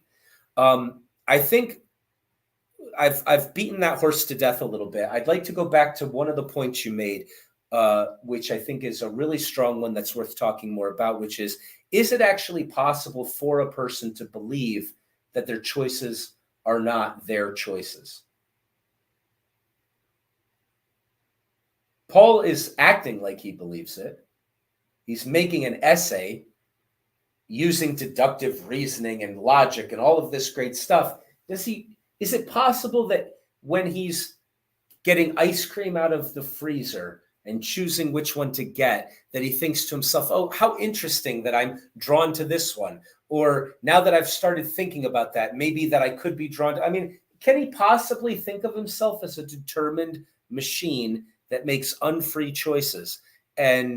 Or does he only think that way when writing essays? And then when he's driving home through traffic and thinking about dinner with his spouse, all of that is completely out the window and he doesn't even notice that it's gone. I don't know. I don't know the answer to that. I can imagine that he doesn't think of it in the moment. And I guess just my kind of intuition on what like certain determinists might think is that just for myself, like when I think about determinism, like being true, when I see like how true it is on some level at least, is that for me it's like freeing. Like it actually feels liberating for me. Like the more I take it into account, in a weird way, I haven't really like kind of put it into words or thoughts as to why, but for me, the more I take into account the stronger role of determinism, somehow I feel better. It's weird. That's interesting. Yeah, it's like it's liberating. It's like I don't know why, but it's liberating for me to take it in account. So really quickly, what's interesting about that is a second ago you were speculating if it's even possible that Paul believes what he's saying, as if like maybe he is hoping it'll get knocked down. But you're also saying there's another part of you that understands his desire that this would be the way the world is and his pleasure in thinking of it that way. So, I mean, that's at least a hint, right? That maybe he actually does believe this and he's motivated. That impulse in you that you share with him is just stronger in him, or it's more primary, or he's sorted out his other impulse and gotten rid of it or something like that, right? Yeah, I think it's either way. I think that he could certainly believe this in his day to day and it not like get him down as it would get other people down. I think maybe just what stood out to me to think that he could be taking a devil's advocate position is just that sort of his tone of like I don't know, almost an arrogance to, or like a at least just from the first three sections, it seemed like I don't know, somehow I picked up on a tone where it was like it just seemed I don't know, I've just seen other people write this way and that they don't actually believe it, and maybe I'm almost sure I'm probably I pick up more on like that. Yeah. I pick up on that tonality with him for sure. Is somebody else trying to speak? I was gonna ask Twilight. Okay, let's go Savad and then Path.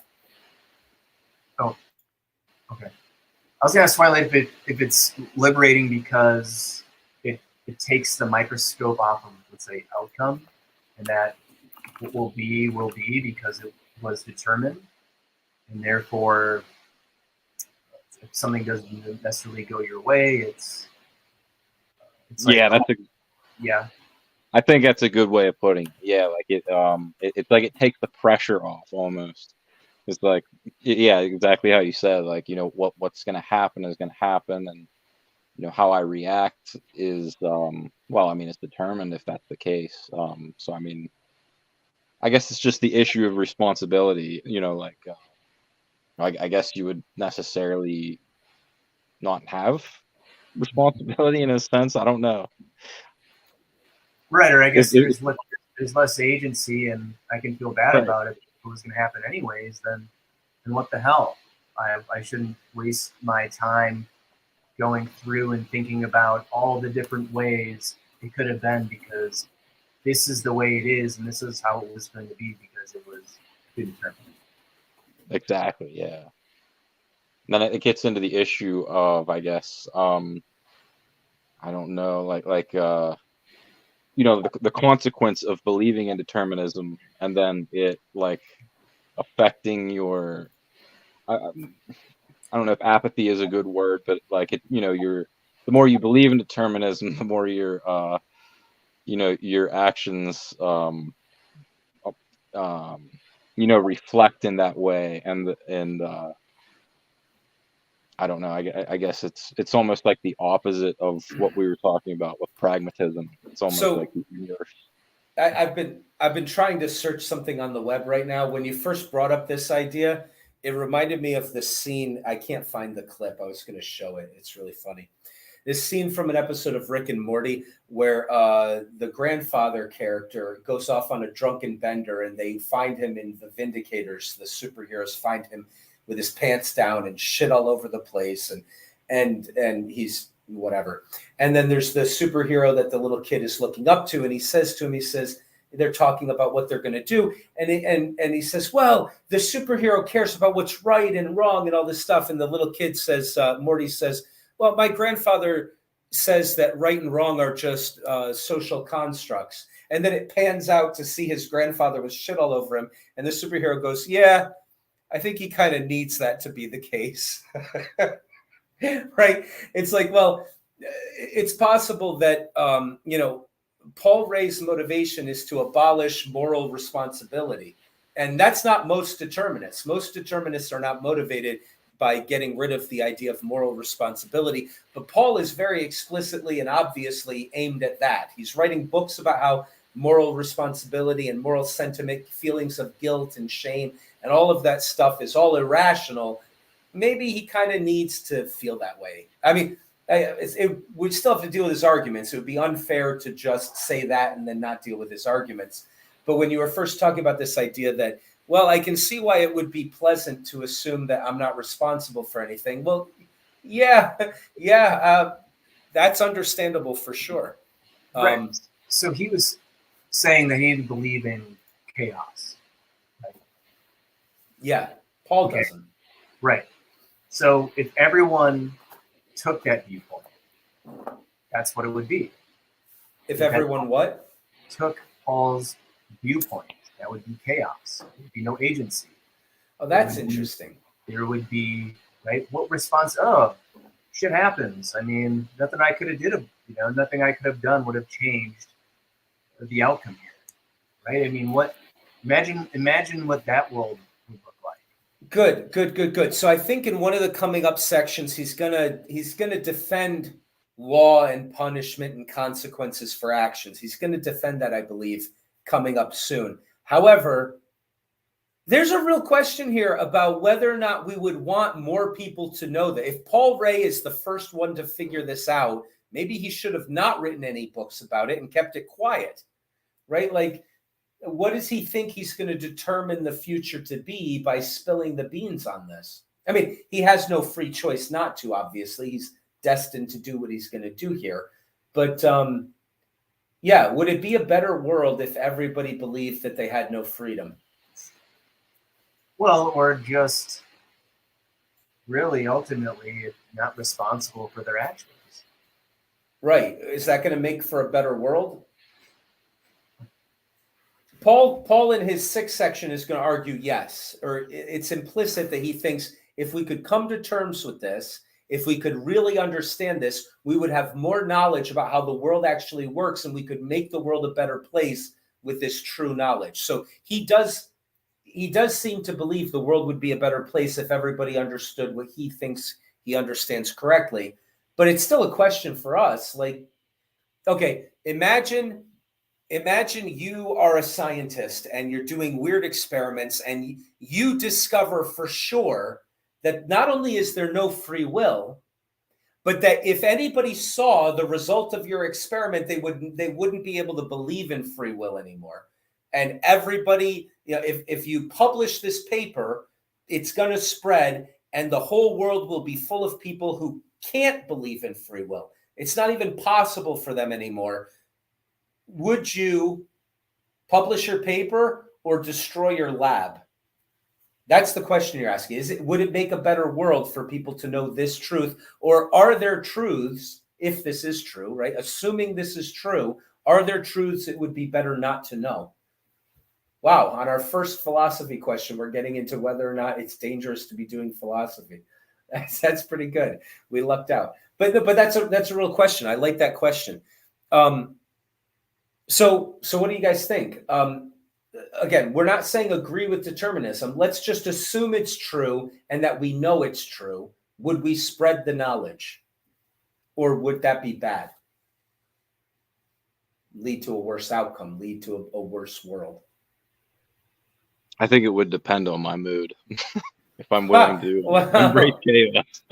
If it depends on your mood, then you're still agreeing it would be bad, but sometimes you're in a mood where, oh, let's burn it all down. Right. Paul seems to think that the world would be better if we knew this, if we really understood it and embraced it. I think Scott Adams. So there's other books by determinists, Sam Harris and Scott Adams. We looked at those earlier. They're in the list of books to read if you want to read more about this Paul Ray type perspective. They seem to think that the world would be better if people were no longer laboring under the delusion that they're free in a way that these guys think they figured out we're not. Now, let's put aside whether or not they're right now, because I still don't think they're right, but that doesn't matter. Let's say they are right. Why do they think the world would be better if everybody understood it too? Well, I was going to say that's an interesting perspective from Scott Adams, considering he's a trained hypnotist, and how he said our thoughts aren't our own, and to witness in real time of basically telling somebody what their thoughts are and making them think that's their own idea. So that's an interesting perspective, considering that's how he got there, he says. Absolutely. Right. Yeah, he says, look, I studied hypnotism enough. I understand how the human robot works, and I can make you feel a certain way if I wanted to, if you want to go along with it. So that's partially how he got there. He talks about other ways he got there. But yeah, Scott's a genius. I mean, Scott's really brilliant. And if you're looking for a book to read, his book, God's Debris, is really a heck of a philosophy book. That was the first time I had read that point of view, of that viewpoint in the book, and that was very, very intriguing. Yeah, it's interesting. Now, Scott has views that seem to me are based on really deep impulses that contradict each other. I think the sorting out of a couple of really important points that he wants to make would help him alter this free will one of his a little bit. But yeah, with that, it's almost looking at it with his viewpoint of hypnotists and being able to do that and change how someone thinks.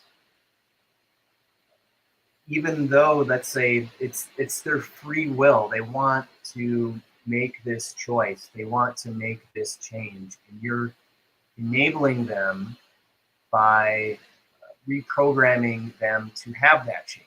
You're like assisting that free will. right? So it's really interesting to have that viewpoint that, well, it's a chain reaction, and that's how this way things are, and I just happen to be somebody who can, persuade and hypnotize people and be able to push along their beliefs. Yeah, well, so there's a contradiction there, right? He thinks like you have to want the change. Well, Daniel Dennett is very helpful on this when he talks about second and third tier volitions, right? Right. I want to do cocaine, but I want to not want to do cocaine. So I'm trapped in a deterministic, go back to the cocaine thing. But there's still a part of me that says, look, if you hang out with different people, maybe you'll want it less. If you exercise differently, maybe you'll want it less. And so there's this implicit idea that to go to the hypnotist is to say, I want to want something different than what I want. And you can help me because you understand all these causal chains and how things work, and you can help rewire my brain. It's like, well, where's the impulse to rewire the brain? Now, a determinist, I think Scott could be consistent on this, and Paul Ray would certainly respond with, your second tier volitions are exactly the same, right? There's one guy who wants to stay a drug addict, and there's another guy who wants to not want cocaine anymore. And that's the one who is determined to go to the hypnotist and look for help, right? So it's not like there's a contradiction logically where you can't stay a determinist with that observation. But Scott's observations are, look, we're robots that can rewire ourselves. Well, from the Daniel Dennett perspective of freedom evolves in a deterministic world, right? So Scott's philosophical position is the philosophical part of this position is mostly based on his commitment to determinism. Well, Daniel Dennett is just as committed to determinism, but he thinks that second tier volition, that's how freedom can evolve inside of a consistently, continually deterministic world. And so he might find that view more interesting if we got to talk about it at some point. In any case, when I say contradiction, I mean contradiction in impulse. There's nothing logically contradictory about what Paul Ray or Scott Adams are doing. And it's extremely impressive intellectually. And it's possible that they just actually believe it and are right. And I'm the one struggling with it, right? So I'm not trying to say I'm knocking it down and here's why it's wrong. We're just looking at the consequences of the ideas. I'm sorry, go ahead. Oh, no, I was saying, right, I think Path was going to say something. Yes, Path, you've been so patient. Please take the mic. Oh, it was a while back now, and I was going to comment on what Twilight was saying, but Savad pretty much covered it up. Was like a possible motivation for Paul in this, or I don't want to attribute it to him, but a possible motivation for somebody who believed this way would be to absolve themselves of regrets or guilt, or some kind of a damage from the past. But Savad worded it more of a future tense, pertaining to outcomes, but could be guilt or because it absolves you of any culpability, if you can just say, well, it was meant to be, Yeah. And I've seen people do that sometimes in other situations, which seem somewhat similar. Yeah. Well, there's the love of fate.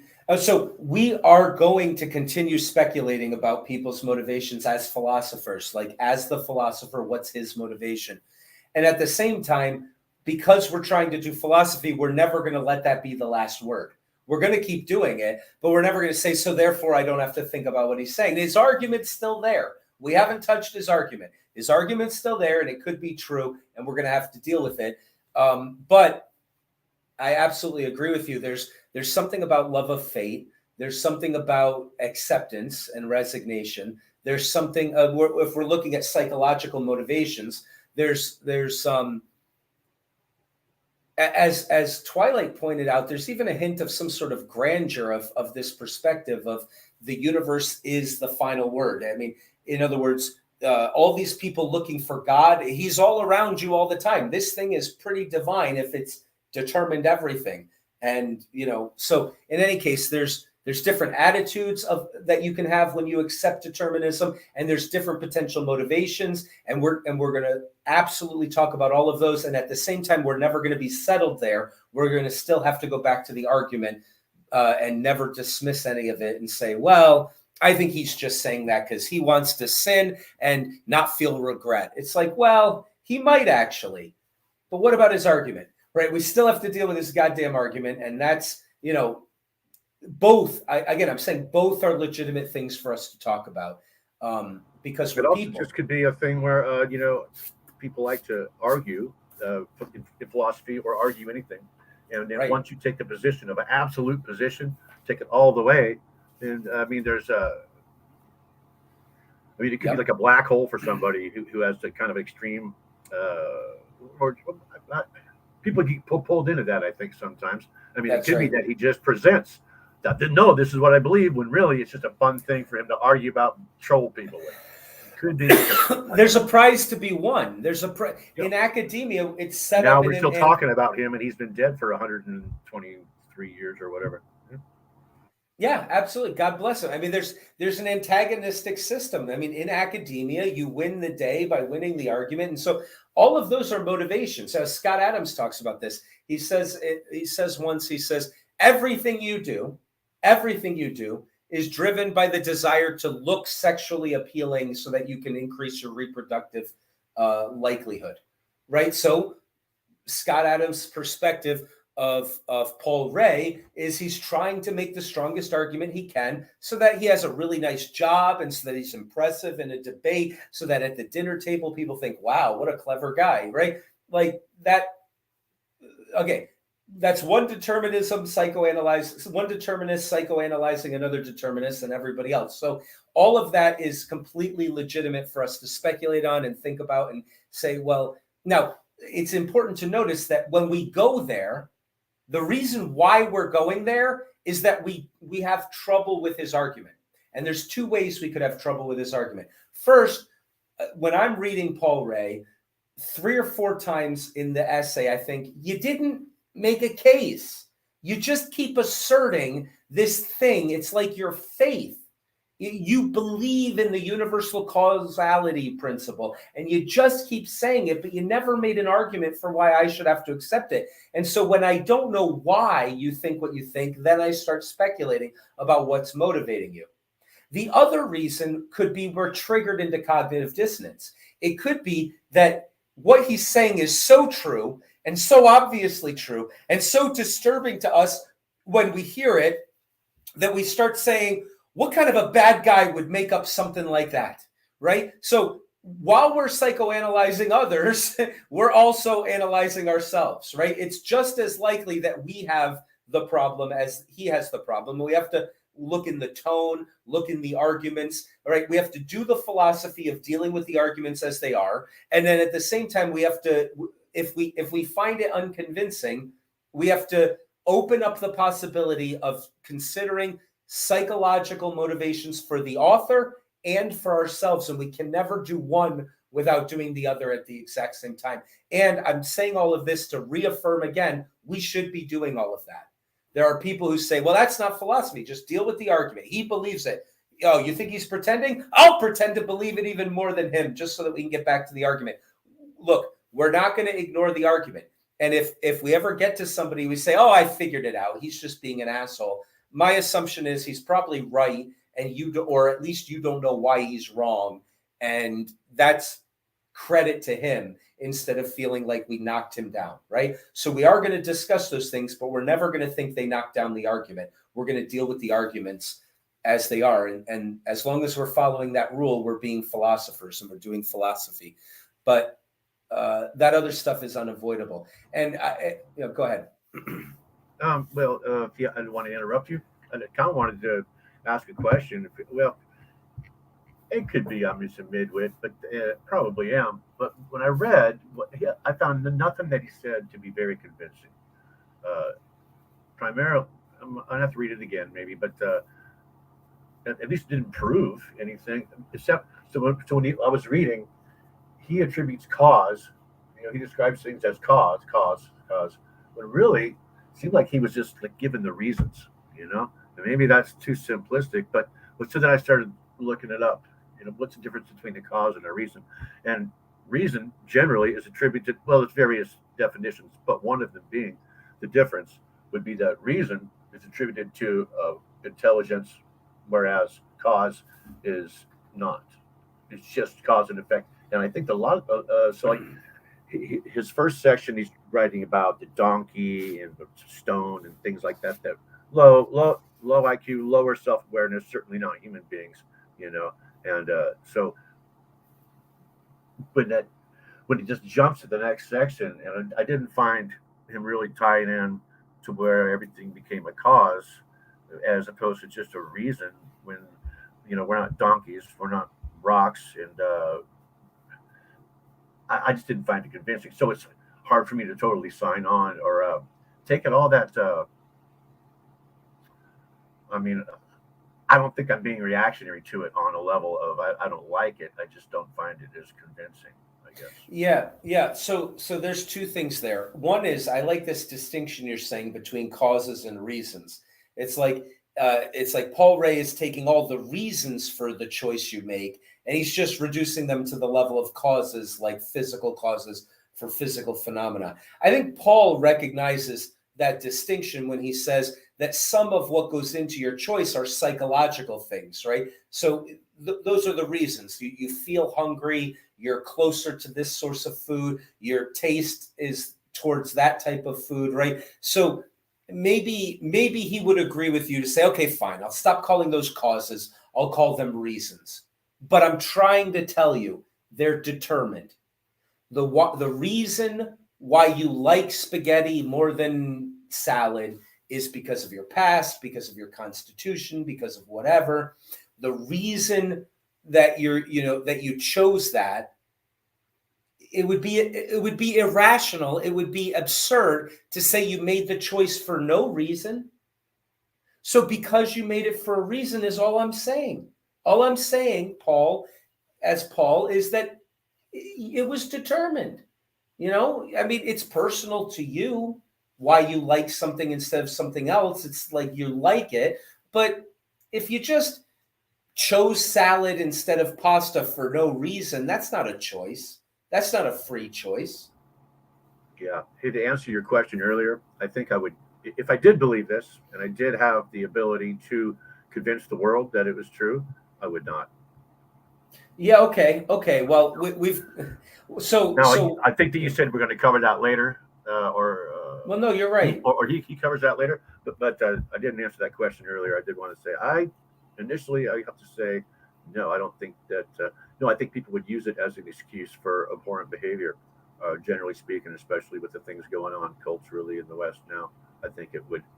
I mean, if you did, well, I just don't see how you get away from various aspects of using that to advance further decline and various things. I'm not going to get into too much politics. I can see the case. I see the point you're making for sure, and that's certainly worrying. So Scott Adams actually addressed this point the other day, since we're bringing him up again. He made a really interesting point, which was, wait a minute. A guy commits murder. That's a horrible thing to do. I don't like it. You don't like it. It's bad. So what do? We put him in jail. We arrest him. We give him consequences. We give him reasons not to do it again. We give other people reasons not to do it, even if they're inclined. You know why?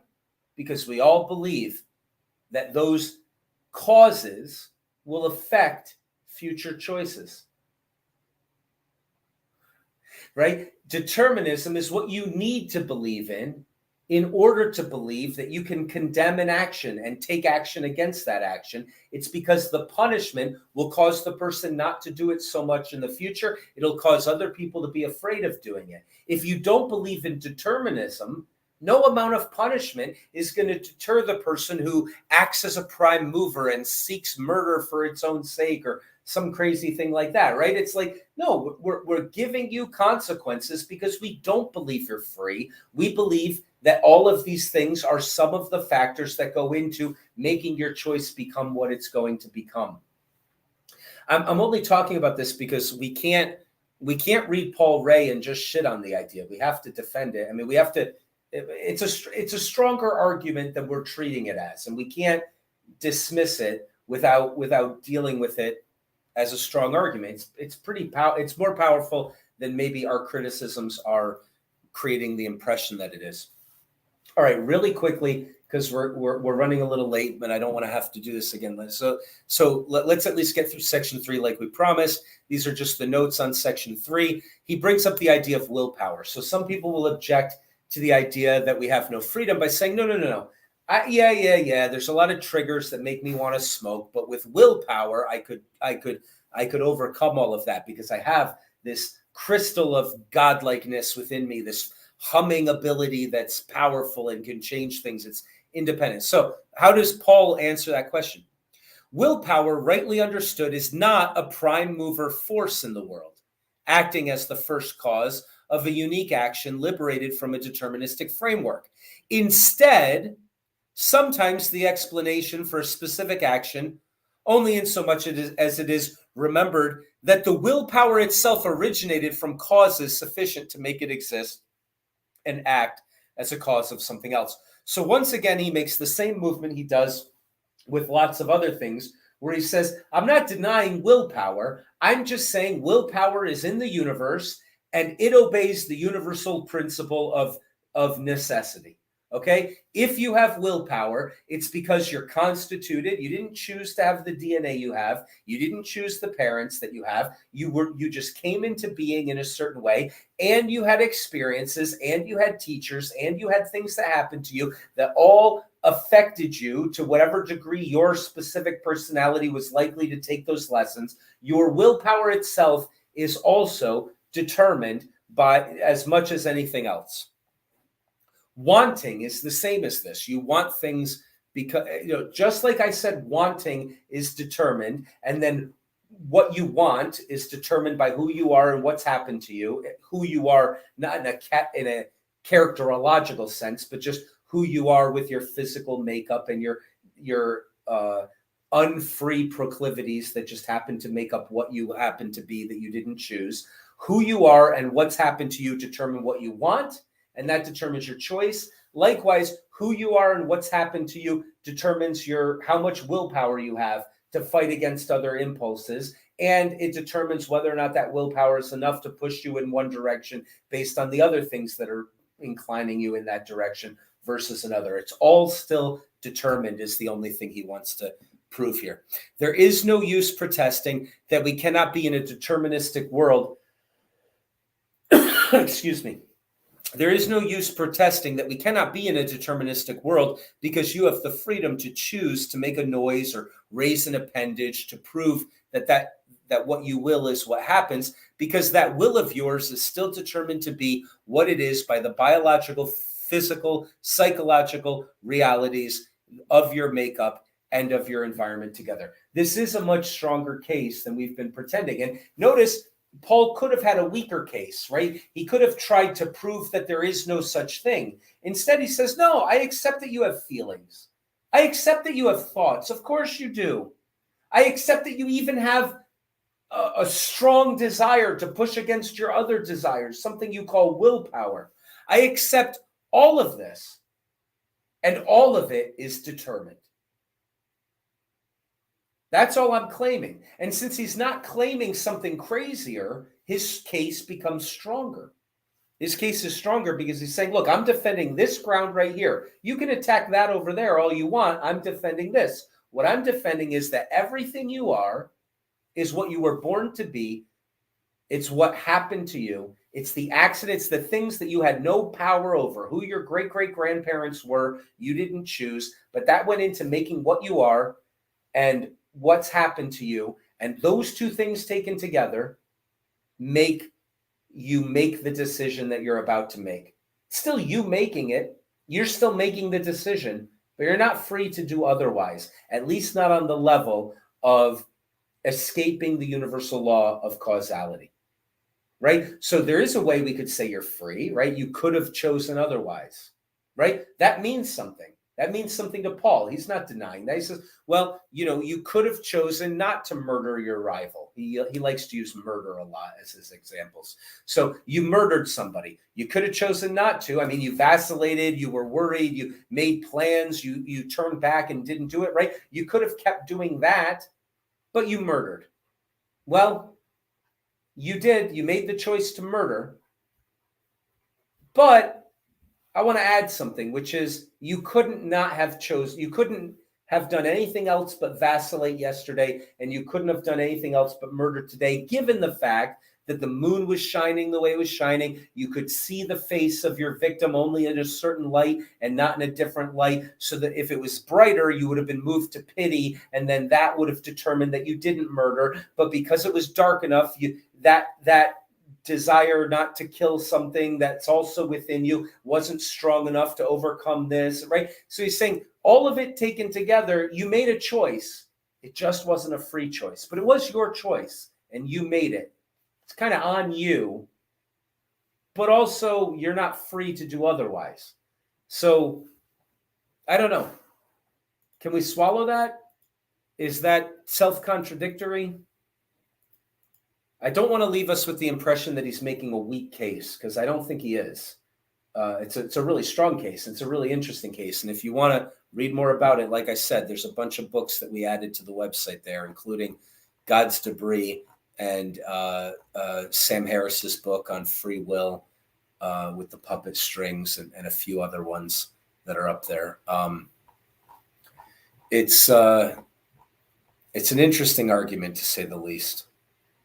But to say more than that is it's a pretty powerful argument. I mean, it's kind of hard the way he's framing it to really pry it up and say what's wrong with it. Go ahead, Pat. It is a powerful argument. It is also a little distasteful. Yeah. Okay. Well, that's fine. It's distasteful, but I'm not trying to imply that he's not giving a good argument. Yeah. Or maybe, maybe I guess I was, but I just found it unconvincing. But part of that is probably predetermined. Well, it could be. I'm not convinced by it. I mean, I'm not going to tell you what I think about this. We're probably never going to get to what I think about this. We're going to go through the compatibilists and the William James and all this other stuff. I don't think we're going to get to what I think about it at all in the course. But in any case, I agree with you. I don't think he's right, or at least I don't think he's giving the whole story here. However, it's certainly, like you said, it's not a weak argument, and there's something to it, and it's kind of hard to pry up. If you're feeling so. The other thing I want to point out is that when you say it's distasteful, you're getting an insight not into how bad a guy Paul Ray is, but either into how bad he is or what's wrong with you. Like, we don't know. I'm not trying to pick on you or say there's something wrong with you. I don't take it that way. Yeah. Right. I wouldn't even say that. It's just, well, free will. I mean, everybody wants to have, to know that some of the. You went on mute. We can't hear you. You muted yourself. Oh yeah, but everybody wants to believe that they can make a difference, or like they have free will. I think that's common. So that's what I mean by distasteful. I'm not sure if it says anything wrong with him or me. It's just it takes away our agency, So in a way, or we have agency, but it's predetermined. So it's like, asterisk agency. Yeah. Does that mean anything anymore? Right? Exactly. It's like he keeps wanting to say, "Oh, well, you have willpower, but it's willpower asterisks." You have. It's like, I don't know if that means what people want it to mean anymore. But he might be right. What we want it to mean might be illusory. And the type that he's talking about might be all that really matters. This is very interesting. Daniel Dennett, he has a different position. He's a compatibilist. But from his position, he makes this side of the argument, the determinist side, because, compatibilists believe both are true at the same time. So he says, look, in one of his books, I can't remember which one it is right now. He says, all of the kinds of free will that you want to have, you definitely still have. Just this illusion of yours that you're somehow moving through the universe like Neo in the Matrix, that's not worth having anyway. But if you really examine what's left in determinism, its moral responsibility is still there. Now, Paul Ray doesn't believe in moral responsibility, but not all determinists are like him. In fact, most are not. And we're gonna look at, he gives a justification, I think, for punishment, but he really wants to wipe out a type of moral responsibility. He's very, very motivated to do that. And we'll see. Maybe he's doing the same thing there that he's doing with free will and with everything else, where he's saying, there's a type I don't want to look at, but the real thing is still valuable, and it still exists in determinism. But the other impulse that libertarians have is you just destroyed free will. You just destroyed willpower. You're not saving a version that counts. You're getting rid of what I really care about. What I care about is that thing that you're saying is an illusion. And so another way of thinking about these chapters that we're doing, so we're spending a month on determinism and free will, is that it's going to be a journey, right? We're going to try to dive in really hard into one side, but then we're going to get just as smart and just as strong a thinker on the other. And we're going to go on a journey here across the battlefield. So today we should be feeling like determinism is pretty strong. But this isn't the end of the story, right? We've still got. It's definitely got me thinking. Yeah, it's a heck of a thing, isn't it? It's kind of interesting. We haven't thought it through. I mean, that's one of the important things, is that it's okay to go on a journey of trying to work it out, having half a picture and then another piece of the puzzle. And it doesn't have to change everything about your life all at once. You can work it out. Siobhan. Yeah, it's interesting. There's certainly a point of, look, you are the result of the past, and those have come before you. But at the same token, plenty of those patterns have been broken. How so? How have they been broken? Well, if my family is a background of horror and poverty, and then I become, a great success, I get out of that poverty, and so that pattern was just meant to be broken on the seventh generation or whatever it is, because of these other factors. I mean, there's some examples of both, where it's like you're not a product of your past. I mean, you certainly can be, but I feel it's not a resolute. It certainly isn't universal. I certainly think there's something to say of the past of makes us who we are, but at the same time, sorry, my dog's trying to. Oh, it's fine. Get the ball. She lost somewhere. But at the same time, that past can enable me to break that chain. Wait, right? So it enables you? What's the that? The past enables you to break the chain? Right. The past enables me to break that chain because I see. Hold on a second. It's okay. Take your time. You get the ball for it. Maybe he wants the stick instead of the ball. I was just going to say that. That's awesome. Throw the ball, see if he brings back a stick. My dog's freaking out because he heard yours barking. Go ahead. I'm inside, so she'll go with the ball for now. But I'll take a look and say, that's been a pretty shitty past. I mean, yeah, I want to continue this route of my family. Should just feel that it's inevitable, that I shouldn't try to break this chain, right? There's plenty of examples over history and over time that plenty of instances where the chain continues to go on, but plenty of examples of where that chain has been broken. Now, wait a minute. What gives you the idea that the chain can be broken? You've seen examples of it? Well, to say that, look, you're a result of your past and those before you, that they've continued to make, they haven't made very good choices, and Sure. I choose to make other choices than they made. Wait a minute. You're saying, this is great. You're saying that generation after generation,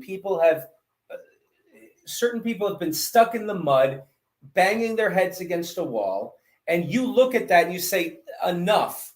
enough. I'm going to burst through the wall. I'm going to go a different direction. I'm not letting that be the continued pattern that continues. In fact, I've seen people break the chains of the past and not just repeat the past, and I'm going to do the same thing. Is that right? Well, right, or not even have seen other people break the chain, but come to the realization of there's, well, I guess it would be you have the awareness that the outcome that has been the pattern of your family isn't the only outcome. And that realization, okay. Go ahead. I agree with you, by the way, but I want to ask you, what gave you that realization that you're not stuck repeating the same habits of the previous generations?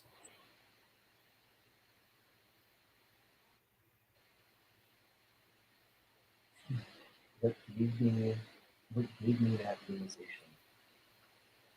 Well, there's nothing to pass on to the next generation. There's no. So there's something in you that just didn't like it? Well, it's saying, well, why? Why would it have to be this way? Why should I have to make these same, right? What if I made a different decision? What if I went on a different path? Would it be the same result? Okay. Okay, good. So that's powerful, by the way. I was thinking of the same type of example as soon as you started speaking. I was thinking about some people I know who it's like generational garbage just keeps repeating. And then somehow they just show up and they're like, you know what? Not with my kids. I'm going a different direction. It's not going to keep going into the future like this anymore. And it's very admirable. I've known some people like that. It's impressive. Paul's response to you is, your experience that that's possible is part of your past. It's part of your experience. It goes into what made you determined. In other words, you're the 10th throw of the ball. In the previous 9 generations, everybody was uncomfortable and unhappy, but none of them were ready to break the chain. But you're the 10th time someone threw the ball, you said, to hell with this, I'm going for the stick. And that was, so he doesn't feel challenged by what you're saying, because he would say all of that's determined. There was always a struggle, and you can sort of honor that the past was struggling, even though they never did the thing that you think they needed to do. But it's all a part of what determined you to finally be the one that could say, to hell with this, I'm going a different direction. And it's not a total negation of the past, what you're doing. Well, then why is it that I am able to make that change versus 50 other people, 100 other people, 1,000 other people? Yeah, again, I don't agree with this, but Paul's response is the circumstances are different. You aren't the 8th generation, you're the 10th generation. It was just slightly too hard for them. They weren't quite the right combination of genes. Like, whatever you are makes you say this could be different, and whatever a previous generation instantiation of your chain was, maybe they said, I don't want it to be this way, but they just couldn't imagine it being different. And maybe before that, they actually gloried in the garbage. And, it's like, who knows? But Paul would just say, awesome, good for you. But your decision to break a chain is because you've seen chains broken. Somebody told you, suggested to you that you could imagine that a chain could be broken. And that's a part of your past. And that's part of what determined your ability to do it. Again, I'm not saying I agree with that, but I'm saying that would be his response. Right. The counter. Yeah. I'm not sure that's sufficient, by the way, his response. So he wants to take the magic away of it and say, look, it's not magical. You're not something totally new. Here's how the chain works. People make bad decisions and it affects the next generation. And people have bad things happen to them because of the past, and now they're given a shitty situation, and now they've got a lot to deal with, and it just keeps multiplying and getting bad. But eventually it gets so bad that somebody says, to hell with this, breaks the chain, and things start getting way better. And that's all just a predictable pattern that if we knew all the factors that went into it, we could explain why your dad did what he did and why you're doing what you're doing. Wouldn't it be more likely that they would just die off? I don't know. I mean, because things are complicated, right? So Right. But I'm saying I even counter that. It's like, okay, it got so bad. Oh, it had the pattern changed. It got good. Well, the counter argument would be, well, maybe it just wouldn't get any better at all, and they wouldn't reproduce. Yeah, and they're dead. Right. Okay. So that's the ultimate. There's something to that. If the past, everything is decided beforehand, then that could be the ultimate result instead of the pattern changing.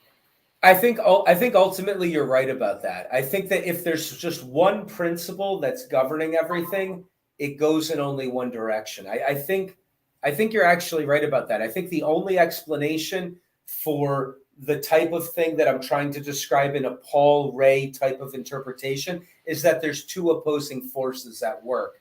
Right. And then it's complex. I do think you're actually right about that. But Paul might say, we're complicated creatures. When I say if you knew all the factors that go into it, you could predict it perfectly, I was right.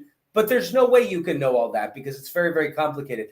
But I think you have a very deep philosophical instinct there to say, no, if it was all entropy, then we wouldn't be here. There is something to that, I think, actually. It might be too complicated to describe in the time we have left. But I would say your instinct that that's the case is probably accurate. And that's interesting. Do you want to say something else about that? We'll let you have the final word on that, and then we'll move on.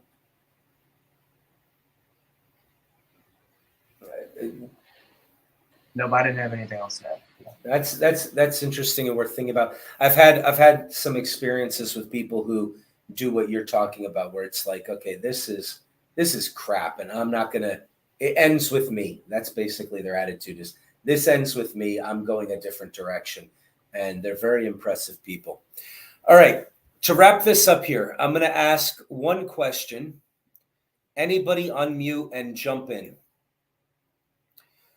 You already read section 3, and we gave the summary on it. Paul Ray believes that willpower is an illusion and cannot exist because if it were to exist, then man could overcome the deterministic causes behind his actions.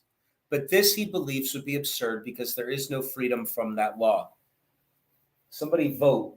Is that true or false? Paul Ray believes there's no such thing as willpower because if there was willpower, the law of causality would be broken. Negative. That's right. Yeah, I'd say false too, because the term willpower is just different from what, at first impression. Perfect. Yeah, awesome. You guys are both dead on balls accurate. Paul Ray does not believe there's no such thing as willpower. He thinks there is willpower. It's as determined as anything else. So if there were willpower, he wouldn't look at it and go, oh my gosh, the law of causality was broken. He would say, of course there's willpower. I can show you how that was caused. Right? That's his idea of the law of causality. It's above willpower. So good. All right. True or false? Paul Ray believes that no man wants to do something and then therefore does it. This is just an illusion. Instead, man does what he is predetermined to do, and then he makes up wanting as an illusory just so story for the purpose of explaining himself, his actions to other people. True. Savad says true. Does anybody disagree?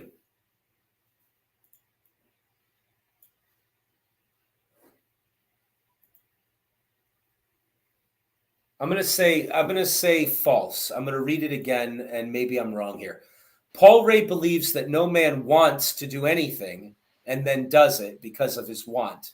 That's just an illusion he makes up after the fact to explain to himself and others why he did what he did. I'm going to say that's false. Paul Ray thinks you want things, and your wants are determined. That doesn't make them not wants, that you still want something, but you're determined to want it, just like everything else. He does the same thing with wanting that he does with willpower. Right. And then you say after the fact that it was free will. Oh, after the fact. Yeah. Okay, so I worded that badly. After the fact, you'll say, I wanted it, and that's the only explanation is that I wanted it, and it doesn't go back any further than that. Yeah, he would say that, but so I worded it badly. What I mean to say is he doesn't deny that you have wants. He says, of course you have wants, and that is why you chose what you chose. And your wants were determined. And your wants determined what you chose, and they themselves were determined by the things that happened in your past and how you're constituted and blah, blah, blah, and all of the circumstances surrounding you. All of those things determined what you wanted, and what you wanted went into helping determine how you chose, and what you chose determined how you acted, right? So he doesn't deny that there are wants, just like he doesn't deny that there's willpower. He denies that any of it's free of this universal causation thing. Okay, last question. According to Paul Ray, we don't have to do this. It's the same thing. Wanting is always a cause and never an effect. Never a cause and always an effect. Sometimes a cause, but never an effect. Sometimes an effect, but never a cause. There's no way you're going to answer this unless we're at least showing it, for God's sake. The answer is obvious. You're already anticipating what it is, I'm sure. So according to wanting and things like that, they're always a cause, but they are never an effect. They're always a cause and always, or they're never a cause, but always an effect. Right? We know what his answer to everything is. His answer to wanting is his answer to everything.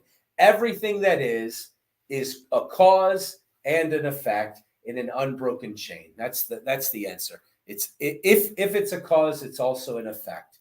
Right? It's if it exists at all, it's it's determined to be caused, and that's why it exists, and it goes into determining other things.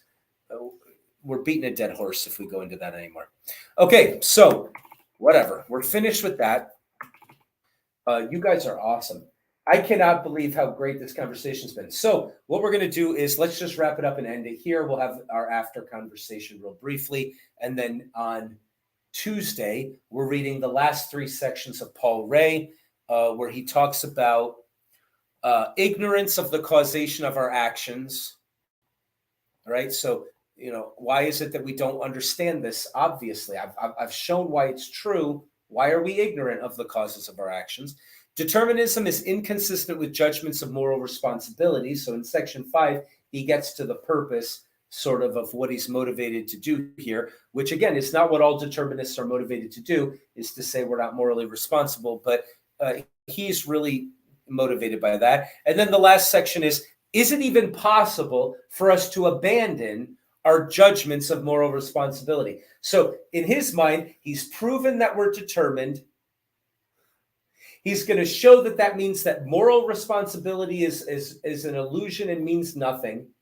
And then he's going to think he did such a good job of that he's going to ask the question, how can we internalize this? How could we really believe this? Is it even possible?